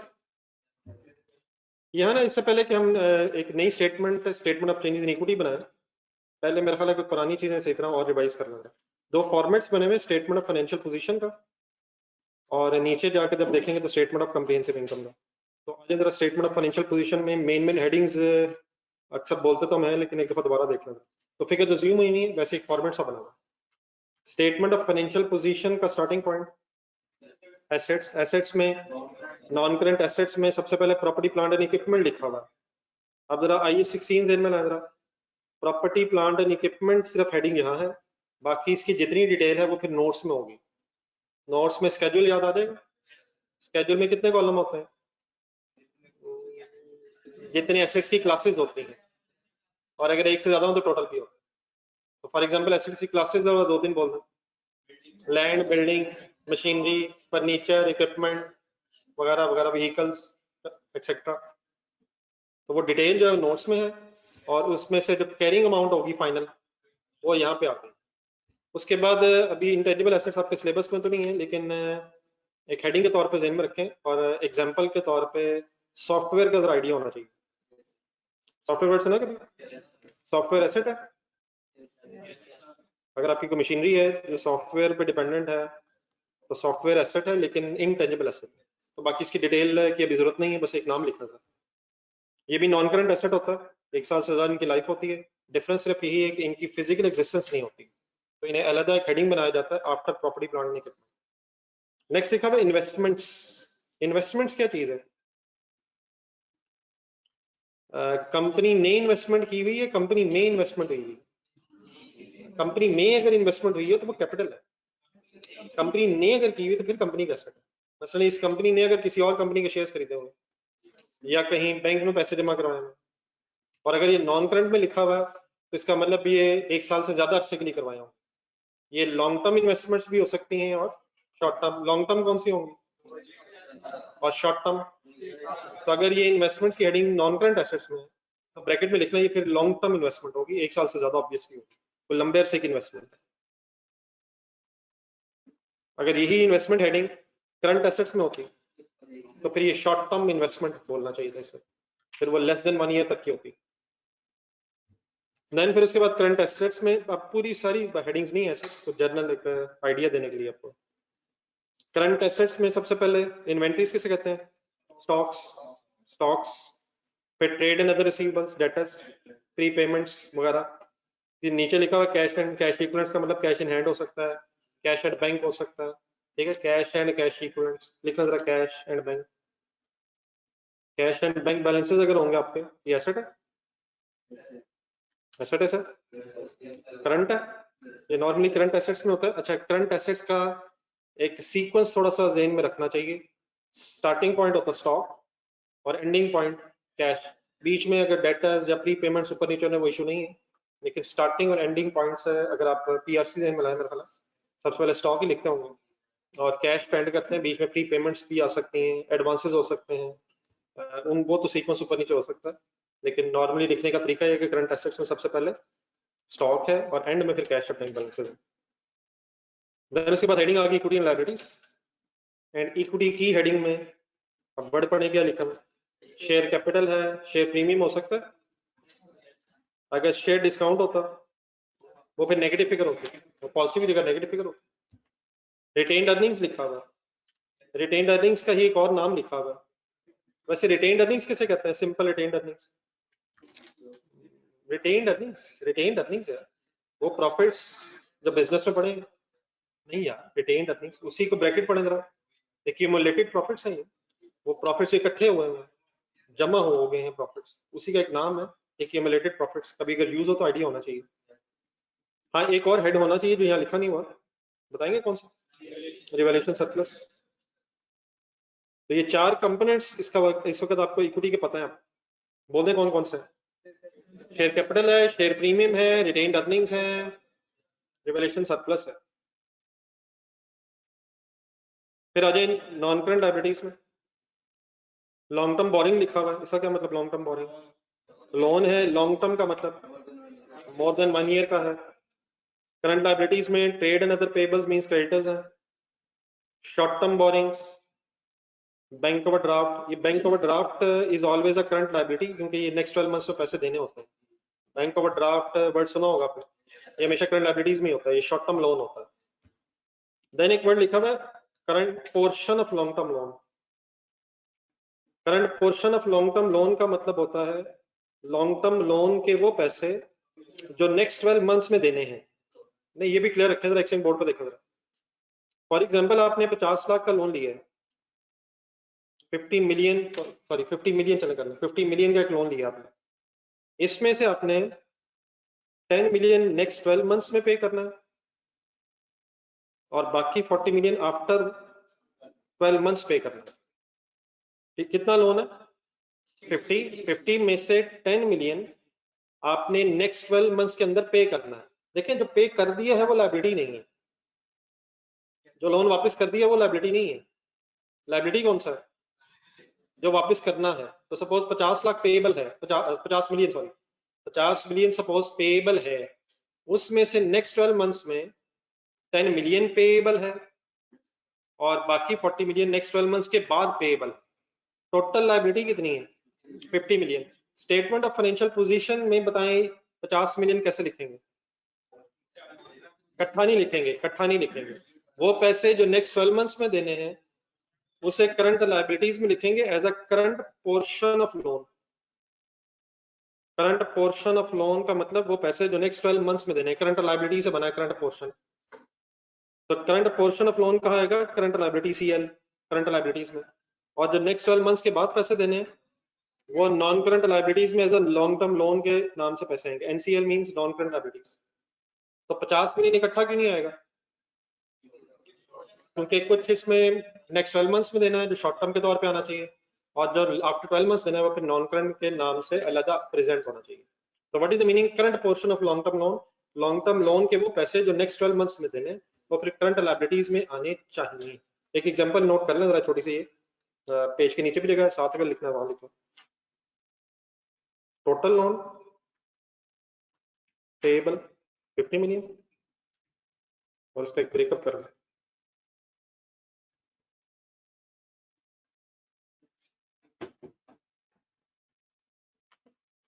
जो पैसे देने हैं वो लायबिलिटी है या जो दे दी है? जो दे दी है वो तो लायबिलिटी खत्म होगी। जो देने हैं उनमें से जो नेक्स्ट 12 मंथ्स में देने हैं वो करंट लायबिलिटीज है, वो करंट लायबिलिटी है। और जो आफ्टर 12 मंथ्स देने हैं वो नॉन करंट लायबिलिटी।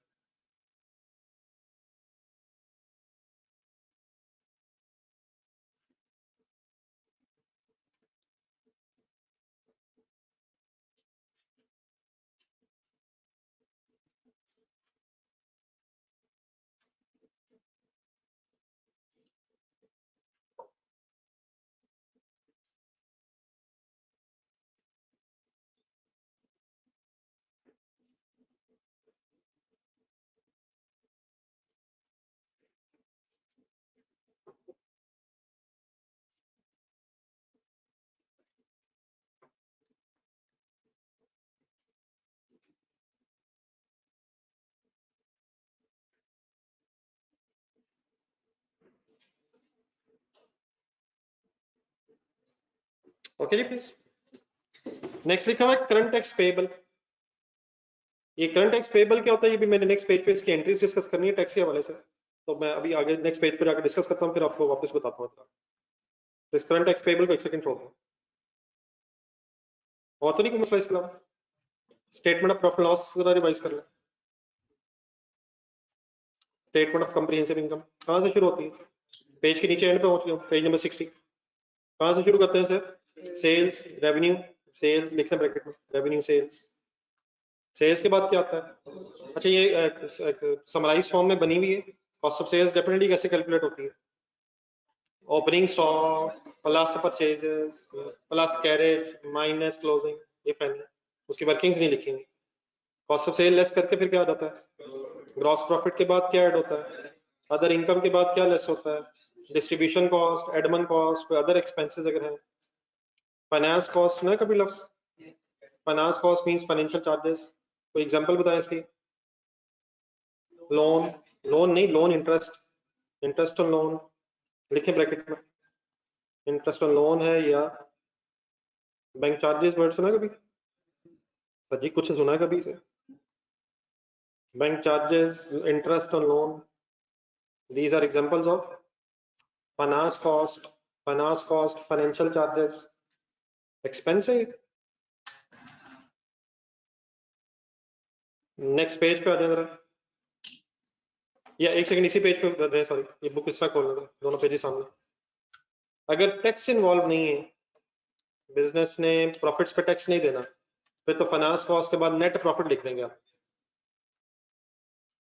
लेकिन अगर कंपनीज ने अपने प्रॉफिट पे टैक्स देना जो देना होता है, तो फिर अब फाइनेंस कॉस्ट लेस करके gross profit plus other income और एक्सपेंसेस माइनस करके जो फिगर आएगी उसे फिर प्रॉफिट बिफोर टैक्स बोलेंगे।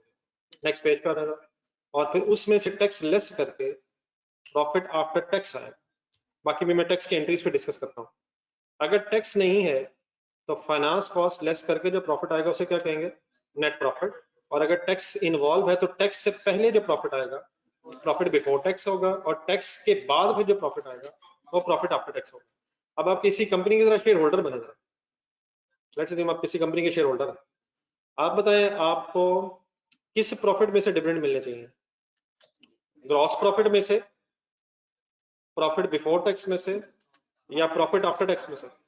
ये जो ओनर होता है उसको सारे खर्चों के बाद जो प्रॉफिट्स बचते हैं उसमें से अपना हिस्सा मिलता है। तो टैक्स भी कंपनी का एक एक्सपेंस है जो कंपनी ने गवर्नमेंट को देना है, तो फिर प्रॉफिट आफ्टर टैक्स में से डिविडेंड मिलेगा। इन अदर वर्ड्स, अपने जहन में जरा रिटेन्ड अर्निंग्स का लेजर बनाने की कोशिश करें जरा। अब ये जो हमने पिछले दिनों में डिस्कशन की उसका मकसद ये है कि आगे लिंक होनी है ये चीजें। रिटेन्ड अर्निंग्स के कॉलम में ब्रॉड डाउन हो सकता है, किस साइड पे? क्रेडिट साइड पे ब्रॉड डाउन, फिर उसमें ऐड होता है प्रॉफिट। लेकिन अगर टैक्स इन्वॉल्व होगा तो कौन सा प्रॉफिट? After tax. और फिर डेफिनेटली डिविडेंड लेस होगा। फिर ट्रांसफर ऑफ सरप्लस की फिगर, एंट्री बोले ट्रांसफर ऑफ सरप्लस की, surplus debit retained earnings credit, ये ऐड होगी, क्रेडिट रिटेन्ड अर्निंग्स में क्रेडिट होगी, सरप्लस में लेस होगी। तो ओपनिंग बैलेंस सुन ले तरतीब से जरा।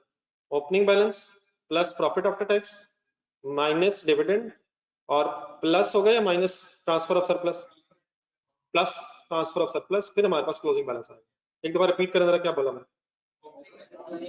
प्लस प्रॉफिट आफ्टर टैक्स, अगर टैक्स इन्वॉल्व है तो प्रॉफिट आफ्टर टैक्स आएगा, minus dividend plus transfer of surplus and is equal to closing balance. ठीक है। और अब ऑब्वियसली अगर टैक्स इन्वॉल्व नहीं है तो जो नेट प्रॉफिट है वो ही फिर प्रॉफिट आफ्टर टैक्स भी। लेकिन जरा नेक्स्ट पेज पे जरा थोड़ा सा टैक्सेशन का आइडिया होना चाहिए कहीं ना कहीं। वैसे तो ये taxation accounting point of view से FA2 में है, लेकिन मेरा ख्याल है आप लोग में से बहुत सारे लोग टैक्स साथ पढ़ रहे होंगे कहीं FA1 के साथ, तो प्रॉफिट्स पे टैक्स। लेकिन फिर आप और एंगल से पढ़ रहे हैं, मैं कंपनी के एंगल से थोड़ी सी टैक्सेशन की डिस्कशन करने लगा। पेज नंबर 61 पे एक हेडिंग लिखी हुई है, टैक्सेशन मिल गई। Tax on profits of the current period होता है असल में इसका है कि जब भी कोई काउंटिंग पीरियड कंप्लीट हो जाता है, कोई भी काउंटिंग पीरियड अगर कंप्लीट हो गया और प्रॉफिट आ गया, तो फिर गवर्नमेंट ने अपने रेट्स डिफाइन किए हुए हैं, रूल्स एंड रेगुलेशंस बनाए हुए हैं, तो उन प्रॉफिट्स पे फिर रेट लगा के टैक्स कैलकुलेट हो जाता है। तो ये काम क्योंकि हर साल होता है, तो जिस साल में आप ये वर्किंग कर रहे होंगे उस साल के प्रॉफिट्स पे जब आप रेट लगाएंगे तो उस साल का करंट टैक्स आ जाएगा। करंट का मतलब उस साल का, लाइक फॉर एग्जांपल अगर हम 2016 में है तो 2016 का जो टैक्स होगा वो 2016 का करंट टैक्स होगा। अगर आप 2017 में तो उस साल वाला उस साल का करंट टैक्स होगा। 2022 में तो जिस साल में आप हैं उस साल के प्रॉफिट्स को अगर आप टैक्स रेट से मल्टीप्लाई करते हैं तो उस साल का करंट टैक्स आ जाता है। करंट टैक्स का सिंपली मतलब करंट पीरियड का टैक्स। करंट पीरियड मींस जिस साल में आप मौजूद थे। सेंटेंस से बड़ा पढ़े, tax on profits of the current period is called as current tax. Is it an expense of the business? क्या ख्याल है?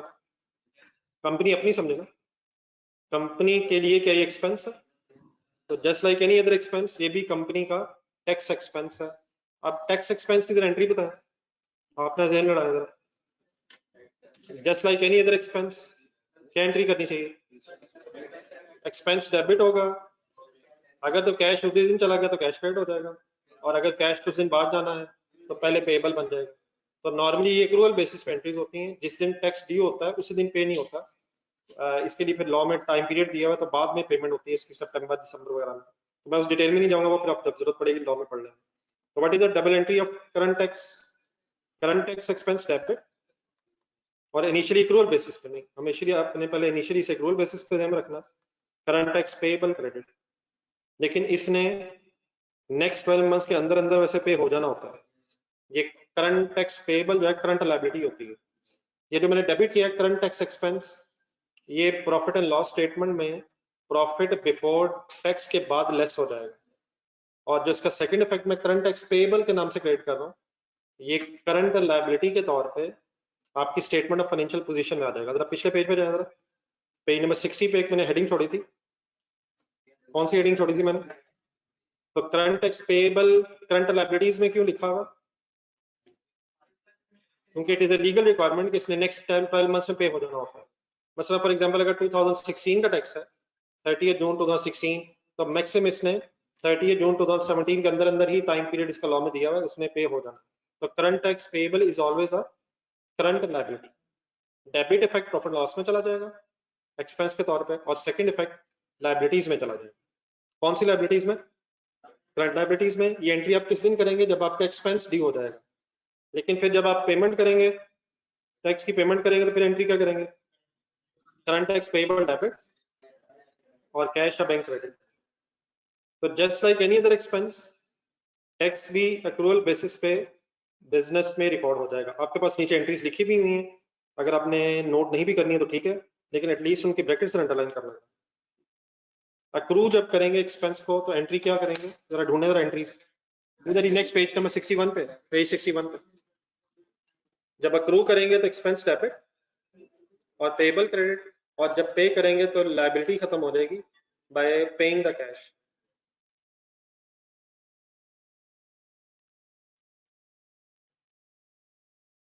देख लें कोई कंफ्यूजन रहेगी मेरी बात में तो। ये एक्सपेंस नजर किस जगह आएगा आपको? नहीं मतलब किस जगह? प्रॉफिट एंड लॉस में किस जगह?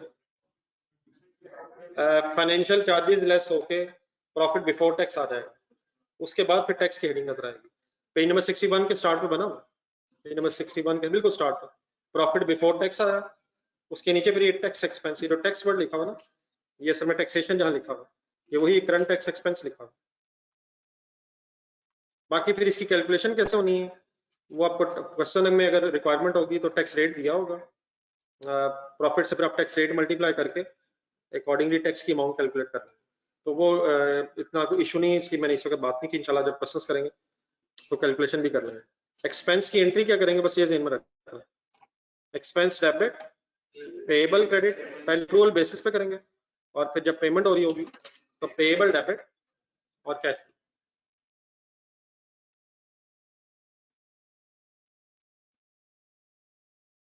जी क्लियर है जी ऑनलाइन स्टूडेंट्स?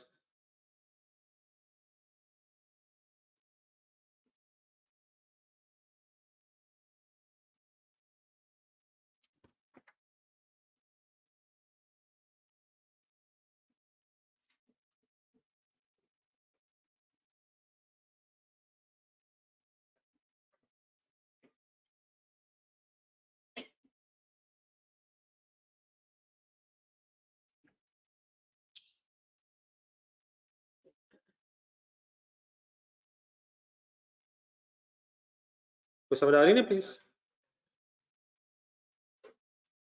देन सर दो एंट्रीज बस और कर लें, बाकी फिर इंशाल्लाह कल करते हैं। एक डिविडेंड की जरा डिस्कशन कंप्लीट कर लें। पेज 61 पे हेडिंग अब मिल गई है, ऊपर जहां डिविडेंड लिखा हुआ है, जहां ये दो एंट्रीज कंप्लीट हुई हैं। जी डिविडेंड क्या चीज है सर? नहीं आगे पढ़ के आगे पढ़ के बिजनेस के प्रॉफिट्स को शेयर होल्डर्स में डिस्ट्रीब्यूट कर देना डिविडेंड कहलाता है। बिजनेस में प्रॉफिट हुआ, उस प्रॉफिट में से शेयर होल्डर्स को उनका हिस्सा दे दिया, तो वो जो हिस्सा दे रहे हैं आप, वो क्या कहलाता है? डिविडेंड कहलाता है। इस डिविडेंड की मैंने आपको एक जमाने में ड्राइंग्स के साथ लिंक करके एक एंट्री बताई थी। ड्राइंग्स की जरा एंट्री बताएं, और यार ड्राइंग्स की तो एंट्री बता दें यार। ड्राइंग्स डेबिट कैश क्रेडिट, आपने ये सुना होगा। मैंने आपको जमाने में ये कहा था कि word of drawings is replaced by the word of dividend in case of company. कौन सा वर्ड किसके साथ बदल गया किस जगह में? ड्राइंग्स का वर्ड डिविडेंड के साथ बदल जाएगा कंपनी के केस में। इट मींस अगर डिविडेंड की हम एंट्री सोचें तो ड्राइंग्स की जगह डिविडेंड डेबिट और कैश या बैंक क्रेडिट। अगर ओनर्स को बाय कैश पेमेंट हुई है तो cash credit, let me complete. और अगर बाय चेक उन्हें पेमेंट हुई है तो बैंक क्रेडिट। ठीक है। What is the double entry of dividend? Dividend debit, cash का बैंक क्रेडिट। अब सिर्फ इसमें फर्क ये है कि ओनर अगर है किसी सोल प्रोप्राइटरशिप में, एक इंडिविजुअल ओनर है, उसका तो जिस दिन दिल करेगा, कंपनी को चला भी खुद ही रहा होता है, जिस दिन दिल करेगा पैसे उठाए घर ले गया। लेकिन कंपनी जो है, ये शेयर होल्डर्स सारे आके नहीं चला रहे होते। इन शेयर होल्डर्स ने क्या किया, अपने बिहाफ पे कुछ लोगों को डायरेक्टर्स के नाम से अपॉइंट कर दिया है जो इनके बिहाफ पे आप कंपनी चला रहे हैं।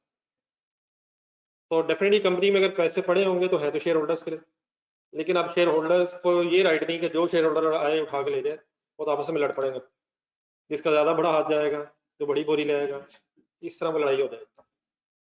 इसलिए जरा फॉर्मेलिटी बीच में इन्वॉल्व हो जाती है, जरा फॉर्मल वे में डिविडेंड डिस्ट्रीब्यूट किया जाता है। होता यह है कि पहले प्रॉफिट देख लिया जाता है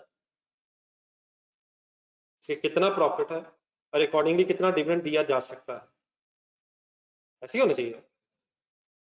तो डिविडेंड जो है 2 स्टेप्स में रिकॉर्ड होता है कंपनीज में। सबसे पहले डायरेक्टर्स प्रॉफिट को देख के, प्रॉफिट की बेस पे ये डिसीजन लेते हैं कि हमने डिविडेंड डिक्लेयर करना भी है या नहीं। अब फॉर एग्जांपल लॉस हो गया तो लॉस है तो फिर डिविडेंड देना भी नहीं है। तो सबसे पहले डायरेक्टर्स ये डिसीजन लेते हैं कि क्या डिविडेंड डिक्लेयर करना है या नहीं। डिक्लेयर का मतलब अनाउंस करना है या नहीं, देना है या नहीं। तो अगर फॉर एग्जांपल डायरेक्टर्स ये डिसीजन ले लें कि हाँ हमने डिविडेंड देना है, मींस डिक्लेयर कर दें, तो उसी दिन फिर डिविडेंड की पेमेंट नहीं होती। लॉ में फिर वो 30 डेज भी हैं, कहीं 45 डेज भी हैं, कहीं 10 डेज वगैरह भी हैं, डिफरेंट कंपनीज के केस में। डिक्लेयर करने के फिर कुछ दिन बाद ये पेमेंट होती है। डिविडेंड की एंट्री यही है जो मैंने लिखी है, डिविडेंड डेबिट कैश क्रेडिट। लेकिन डिविडेंड डिक्लेयर किसी और दिन होता है और पे किसी और दिन होता है। देयरफॉर ये एंट्री 2 स्टेप्स में रिकॉर्ड होती है। अगर जिस दिन डिक्लेयर हुआ है उसी दिन पे हो जाता हो तो what should be the double entry? Dividend debit cash credit. लेकिन नॉर्मल सिचुएशन ये नहीं है। नॉर्मल सिचुएशन ये है कि डायरेक्टर्स पहले डिविडेंड को डिक्लेयर, मींस डिक्लेयर मैंने बार बार वर्ड बोलना, आपने सुनना क्या मतलब होगा, अनाउंस कर देंगे। अनाउंस कर देंगे मींस कह देंगे हाँ जी डिविडेंड मिलना है, तो उसको कहते हैं डिविडेंड डिक्लेयर हो गया। लेकिन उसी दिन मिलता नहीं, सब्सिक्वेंटली 10-15 दिन 20 दिन बाद फिर वो रजिस्टर्ड एड्रेसेस पे चेक्स वगैरह भेजे जाते हैं, उसमें टाइम लग जाता है। तो जिस दिन फिर डिविडेंड डिक्लेयर होगा, ये डिविडेंड कंपनी की लायबिलिटी बन जाएगा। एक्रूअल बेसिस पे फिर हम एंट्री कर लेंगे। जिस दिन डिक्लेयर होगा उस दिन पहले डबल एंट्री होगी, डिविडेंड डेबिट और dividend payable credit. Dividend debit payable credit ये एंट्री किस दिन हो जाएगी? जिस दिन डिविडेंड डिक्लेयर हो जाएगा, मींस अनाउंस हो जाएगा। लेकिन फिर जिस दिन डिविडेंड पे करेंगे उस दिन की एंट्री होनी चाहिए, dividend payable debit cash credit. अगर डिक्लेरेशन डेट, पहले 2 मिनट और जरा हजम कर लें नई चीज आपके लिए। अगर डिविडेंड की डिक्लेरेशन डेट और पेमेंट डेट सेम हो तो डिविडेंड की एंट्री है डिविडेंड डेबिट कैश क्रेडिट। लेकिन क्योंकि ये सेम डेट्स नहीं होती हैं तो डिक्लेरेशन वाले दिन आपके ज़हन में आना चाहिए कि अब इस दिन लायबिलिटी बन जानी है। जब डिविडेंड डिक्लेयर हो जाता है तो कंपनी की अब ये लायबिलिटी है कि डिविडेंड दिया जाए। डिविडेंड डिक्लेयर करने के बाद डायरेक्टर्स ये नहीं कह सकते नहीं जी हम नहीं डिविडेंड देना। फिर अगर वो नहीं देंगे उन पर पेनल्टी भी है, फाइनेंशियल पेनल्टी भी है और इवन इम्प्रिजमेंट वगैरह भी है। ये लॉ, कंपनी लॉ जब आप पढ़ेंगे। हाँ ये वो जरूर हो सकता है कि डायरेक्टर्स ये डिसीजन लें कि इस साल डिविडेंड नहीं देना, प्रॉफिट होने के बावजूद वो डिसीजन ले सकते हैं कि फॉर एग्जांपल प्रॉफिट हो गया लेकिन हम डिविडेंड इसलिए नहीं दे रहे ताकि यही पैसे बिजनेस की एक्सपेंशन में यूज हो। हर साल डिविडेंड देना कंपलसरी नहीं है। लॉस है फिर तो शायद वैसी बहस खत्म हो जाएगी। लेकिन अगर प्रॉफिट भी है, even then directors share holders के साथ मिलजुल के ये डिसीजन ले सकते हैं कि इस साल डिविडेंड नहीं देना, इस साल ये प्रॉफिट्स रख लेंगे ताकि बिजनेस की एक्सपेंशन में यूज हो जाए। तो डिविडेंड डिक्लेयर करना हर साल कंपलसरी नहीं है, लेकिन अगर एक दफा डिक्लेयर हो जाए तो फिर वो देना कंपलसरी हो जाता है, मींस लायबिलिटी बन गया। और वो फिर लायबिलिटी कब तक रहेगी? जब डिविडेंड जब तक पे नहीं हो जाएगा। क्या जिस दिन प्रॉफिट हो जाएगा डिविडेंड देना लायबिलिटी बन जाएगा? हरगिज नहीं। हम पहली एंट्री किस दिन करेंगे? जब डिविडेंड डिक्लेयर होगा, और डिक्लेयर होने के बाद फिर लायबिलिटी सेटल। आपके पास ये दोनों एंट्रीज लिखी हुई है जो मैंने की है, मैंने आपके सामने असल में की इस तरह से है कि डिविडेंड डेबिट कैश डेट ही एंट्री होनी थी, लेकिन पेमेंट डेट और डिक्लेरेशन डेट में क्योंकि डिफरेंस होता है, इसलिए डिक्लेरेशन डेट पे पेबल बन जाएगा और पेमेंट डेट पे फिर वो पेबल खत्म हो जाएगा। आपके पास दोनों एंट्रीज लिखी हुई है, आप उनकी ब्रैकेट से अंडरलाइन करें। पहली एंट्री कब होगी? पहली एंट्री कब होगी और दूसरी एंट्री कब होगी? बेहतर वैसे यही रहेगा कि राइट साइड में जगह भी है, अगर ये दोनों एंट्रीज अपने हाथ से जरा डिक्लेरेशन पेमेंट की लिख भी लें तो अच्छा जरा, और जरा बोलते हुए लिखना जरा, शायद बहुत दफा ये अभी रिपीट होनी है। What is the entry when the dividend is declared? बोले बोले शर्माया ना करें चीजों। Dividend debit, dividend payable credit,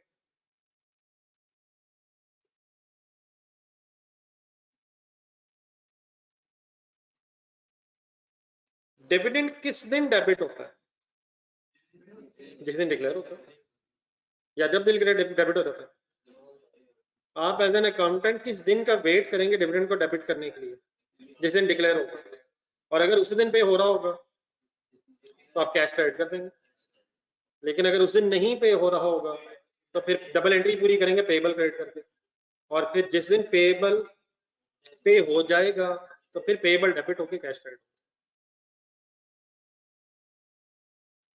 please समझ आ गया कि ये बीच में पेएबल वर्ड क्यों आ गए, कौन कौन सी डेट्स डिफरेंट होने की वजह से आए हैं? डिक्लेरेशन डेट्स और पेमेंट डेट्स कंपनी में सेम नहीं होती, इनमें कुछ दिनों का गैप होता है डिपेंडिंग अपॉन द कंपनी कौन सी है, प्राइवेट है पब्लिक है, तो वो इंशाल्लाह जब आप पढ़ेंगे आपको आइडिया हो जाएगा। तो इसलिए फिर बीच में पेएबल का वर्ड आ जाएगा जब तक पेमेंट नहीं होगी डिक्लेरेशन के बाद। एक जरा आखिरी काम सबसे इंपॉर्टेंट, और से सुने जरा, ये एंट्रीज जरा ज़हन में सामने रखें जरा। अब इन एंट्रीज के इफेक्ट्स कहाँ कहाँ जाएंगे फाइनेंशियल स्टेटमेंट्स में, वो जरा आपने मुझे बताना। डिविडेंड डेबिट होके प्रॉफिट एंड लॉस में किधर नजर आएगा? डिविडेंड डेबिट होके प्रॉफिट एंड लॉस में कहाँ नजर आएगा? इन्ना लिल्लाहि व इन्ना इलैहि राजिऊन। प्रॉफिट एंड लॉस में कहीं नहीं जाएगा। डिविडेंड डेबिट होके रिटेन्ड अर्निंग्स को कम करेगा। रिटेन्ड अर्निंग्स की कैलकुलेशन ज़हन में लाएगा। ओपनिंग रिटेन्ड अर्निंग्स में क्या जमा होता है? Profit after tax. क्या प्रॉफिट आफ्टर टैक्स में से डिविडेंड ऑलरेडी लेस हो गया होगा? नहीं हुआ होगा, उसमें से लेस होगा। तो डिविडेंड डेबिट होके कहाँ इफेक्ट देगा? रिटेन्ड अर्निंग्स को कम करेगा। रिटेन्ड अर्निंग्स किधर होती हैं? स्टेटमेंट ऑफ फाइनेंशियल पोजीशन में या स्टेटमेंट ऑफ प्रॉफिट लॉस में? स्टेटमेंट ऑफ फाइनेंशियल पोजीशन में इक्विटी में होती है। तो डिविडेंड डेबिट होकर रिटेन्ड अर्निंग्स को इक्विटी में कम करेगा। डिविडेंड पेएबल पे आ जाए। डिविडेंड पेएबल कहाँ नजर आएगा? लाइबिलिटीज में। कौन सी लाइबिलिटीज में? करंट लाइबिलिटीज में। करंट लाइबिलिटीज में इसलिए क्योंकि नेक्स्ट 12 मंथ्स में पे हो ही जाना है। नॉर्मली तो वैसे 10 डेज या 40 डेज के अंदर अंदर ये नेक्स्ट ईयर पे हो जाता है, लेकिन नेक्स्ट 12 मंथ्स के अंदर अंदर इसने पे होना है, ये लिखना है।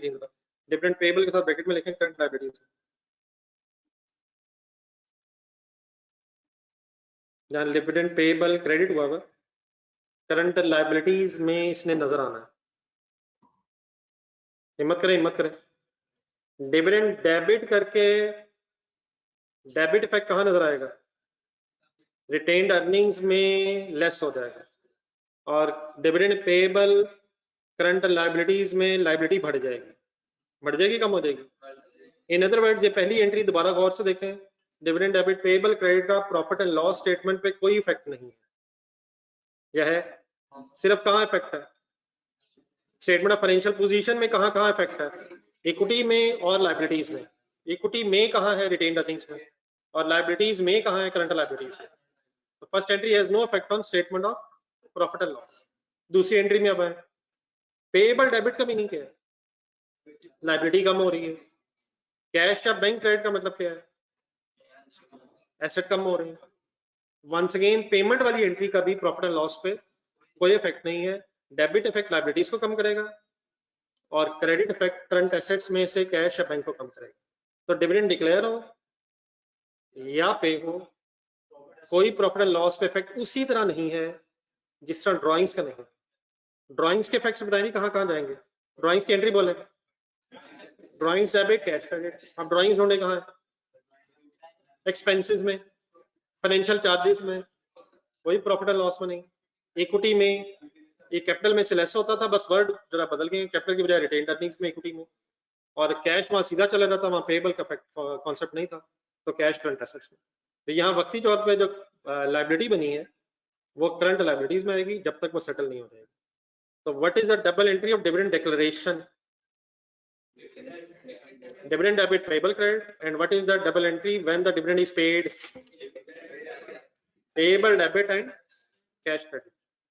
एक सेंटेंस और लिखा हुआ है दूसरी एंट्री के बाद, एक स्टार ऊपर बना हुआ था, dividend is recorded when it is, ये सबसे इंपॉर्टेंट सेंटेंस बन जाना। डिविडेंड किस दिन रिकॉर्ड होता है? रिकॉर्ड का मतलब डिविडेंड किस दिन डेबिट होता है? जिस दिन वो डिक्लेयर होता है। ठीक है, एक नजर काइंडली इसको भी और आप कल पढ़ के आइएगा, इंशाल्लाह ये डिस्कशन यहीं से कल शुरू करेंगे। लेकिन अब अगले 2-3 दिन मैं चाहूंगा जरा पिछला जो किया हमने वो पहले रिवाइज कर लें, फिर कुछ टेस्ट की तरफ आना है। मेरे ख्याल अब जरा सीरियस स्टडी की तरफ चल पड़े।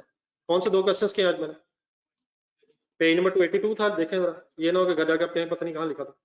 पेज नंबर 282 था और पेज नंबर 287, ये दोनों क्वेश्चन हमने किए, मैं एक पहले किया था, एक कल किया, तो इनको रिवाइज करें, रिफ्रेश रखें पिछली चीजें। इन सब चीजों ने आगे अगले टॉपिक्स में आना, तो फिर फर्दर टॉपिक्स मिला के भी ये क्वेश्चन होना है।